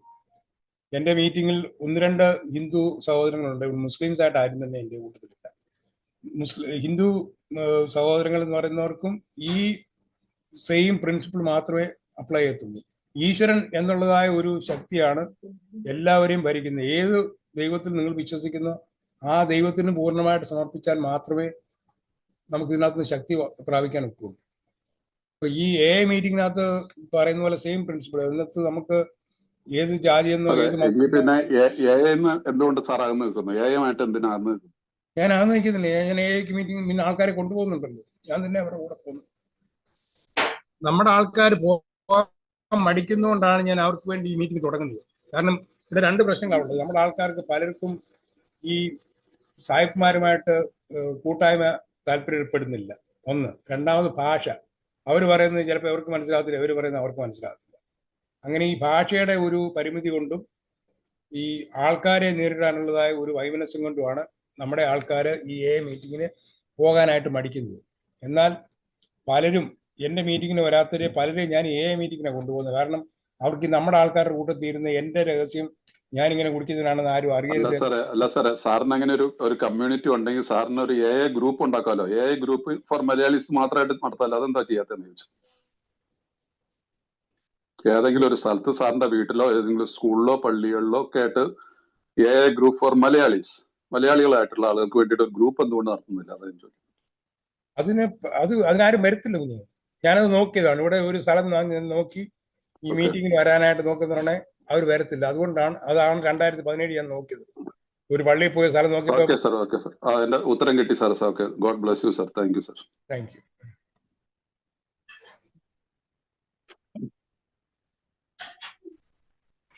എന്നോട് ഇങ്ങോട്ട് കൊണ്ടുവരാനാ പറഞ്ഞത്. ആദ്യത്തെ ആയി കഴിയുമ്പോൾ ഇങ്ങോട്ട് കൊണ്ടുതരാന്നാ പറഞ്ഞത്. സാർ ഈ സാറേ ഫെലോഷിപ്പില് ഈ റിക്കവറിയുടെ പ്രോഗ്രസ്, അതായത് റിലാപ്സിന്റെ എണ്ണം പൊതുവെ കുറവാണോ, അല്ലെങ്കിൽ അത് വരുന്നവരുണ്ടോ, അടിക്കടി സംഭവിക്കുന്നവരുണ്ടോ, അല്ലെങ്കിൽ സോബർട്ടി തുടർച്ചയായിട്ട് നിലനിർത്താൻ പറ്റാതെ പോകുന്നവരോ അല്ലെങ്കിൽ കൂടുതലും പറ്റുന്നവരാണോ ഉള്ളത്? സൊബ്രൈറ്റിയില് പല പ്രാവശ്യം റിലാപ്സ് ചെയ്യുന്നവരുമുണ്ട്. ഈ കൂട്ടത്തിൽ റിലാപ്സ് ചെയ്തിട്ട് വരും, അങ്ങളെ വീണുപോയി, എന്തോ ചെയ്യണം. മീറ്റിങ്ങിന് വരിക, നമ്മൾ കഴിഞ്ഞ കാലം തിരിച്ചു കിട്ടാൻ പോകുന്നില്ല, ഇനി അത് ഉണ്ടാകാതിരിക്കാനുണ്ട് നോക്കുക. കാരണം ഇതൊരു വലിയ സ്ട്രഗിളാണ്. പക്ഷെങ്കിൽ അത് ഓപ്പണായിട്ട് അഡ്മിറ്റ് ചെയ്യാനായിട്ട് സാധിക്കണം. അത് തന്നെ ഒരു വലിയ ഭാഗ്യമാണ്. അപ്പോൾ പലരും ഉണ്ട് വീണ് പോയിട്ട് പറയും ഞങ്ങളെ പറ്റിയില്ല, വീണ് പോയി. എൻ്റെ കൂടെ ഒരു പയ്യൻ, എൻ്റെ പേര് സൂര്യ മറ്റായിരുന്നു. അവന് ഒരു പോലീസുകാരനായിരുന്നു. ആ മനുഷ്യനെ അവൻ്റെ ജോലിയും പോയി, ഭാര്യയും പോയി, സർവ്വതും പോയി. ഞാൻ ഒരു മോനെ പോലെ പുറകെ നടന്ന് ആകുന്ന നോക്കി രക്ഷപ്പെടുത്താനായിട്ട്. ആ മീറ്റിങ്ങിന് വരും, ചിലപ്പോൾ കുടിച്ചിട്ടാണ് വരുന്നത്. 1-2 പ്രാവശ്യം പറഞ്ഞു, കുഞ്ഞ കുടിച്ചിട്ട് നീ മീറ്റിങ്ങിന് വരരുത്. എന്നാലും അങ്കിൾ എങ്ങനെ നിർത്തി, എനിക്ക് നിർത്തണം, എനിക്ക് നിർത്താൻ പറ്റത്തില്ല. അങ്ങനെ പറഞ്ഞ് അവസാനം അവന് നിർത്താൻ വയ്യാത്ത രീതിയിലായിപ്പോയി. അവസാനം ആത്മഹത്യ ചെയ്യുകയോ മരിക്കുമായിരുന്നു. എങ്ങനെ മരിച്ചതെന്നോട് അറിയില്ല. വെറും 45 വയസ്സ്. അത് പറഞ്ഞാൽ കേൾക്കത്തില്ലെന്നവരിൽ എങ്ങനെയും അവനെ ഹെൽപ്പ് ചെയ്യാനായിട്ടാണ് ഞാനിത് ആകുന്ന പരിശ്രമിച്ചത്. പുള്ളിക്കാരൻ ഹിന്ദു. സാർ അതുപോലെ ഇതിന്റെ നടത്തിപ്പിനുള്ള കാശ്, ഫിനാൻഷ്യൽ കാര്യങ്ങളെല്ലാം പറയൂ. ഈ ഞാനും ഇതുപോലെ എന്ന് പറഞ്ഞ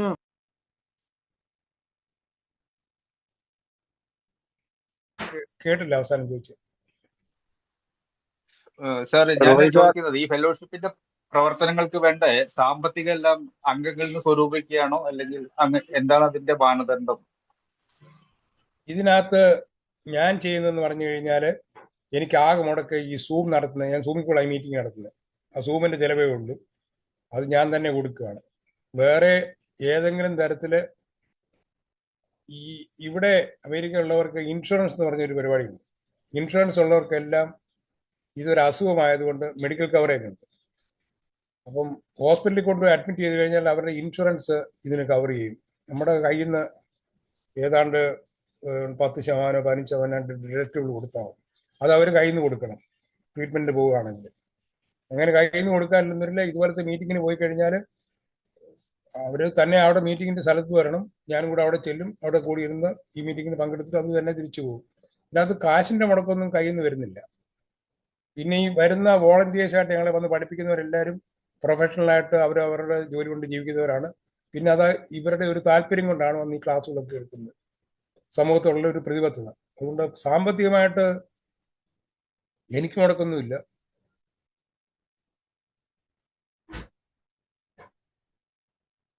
എൻ്റെ സമയം ഓക്കെ മാത്രമാണ് ഓക്കെ ചെലവഴിക്കുന്നത്. Okay sir. Okay, thank you.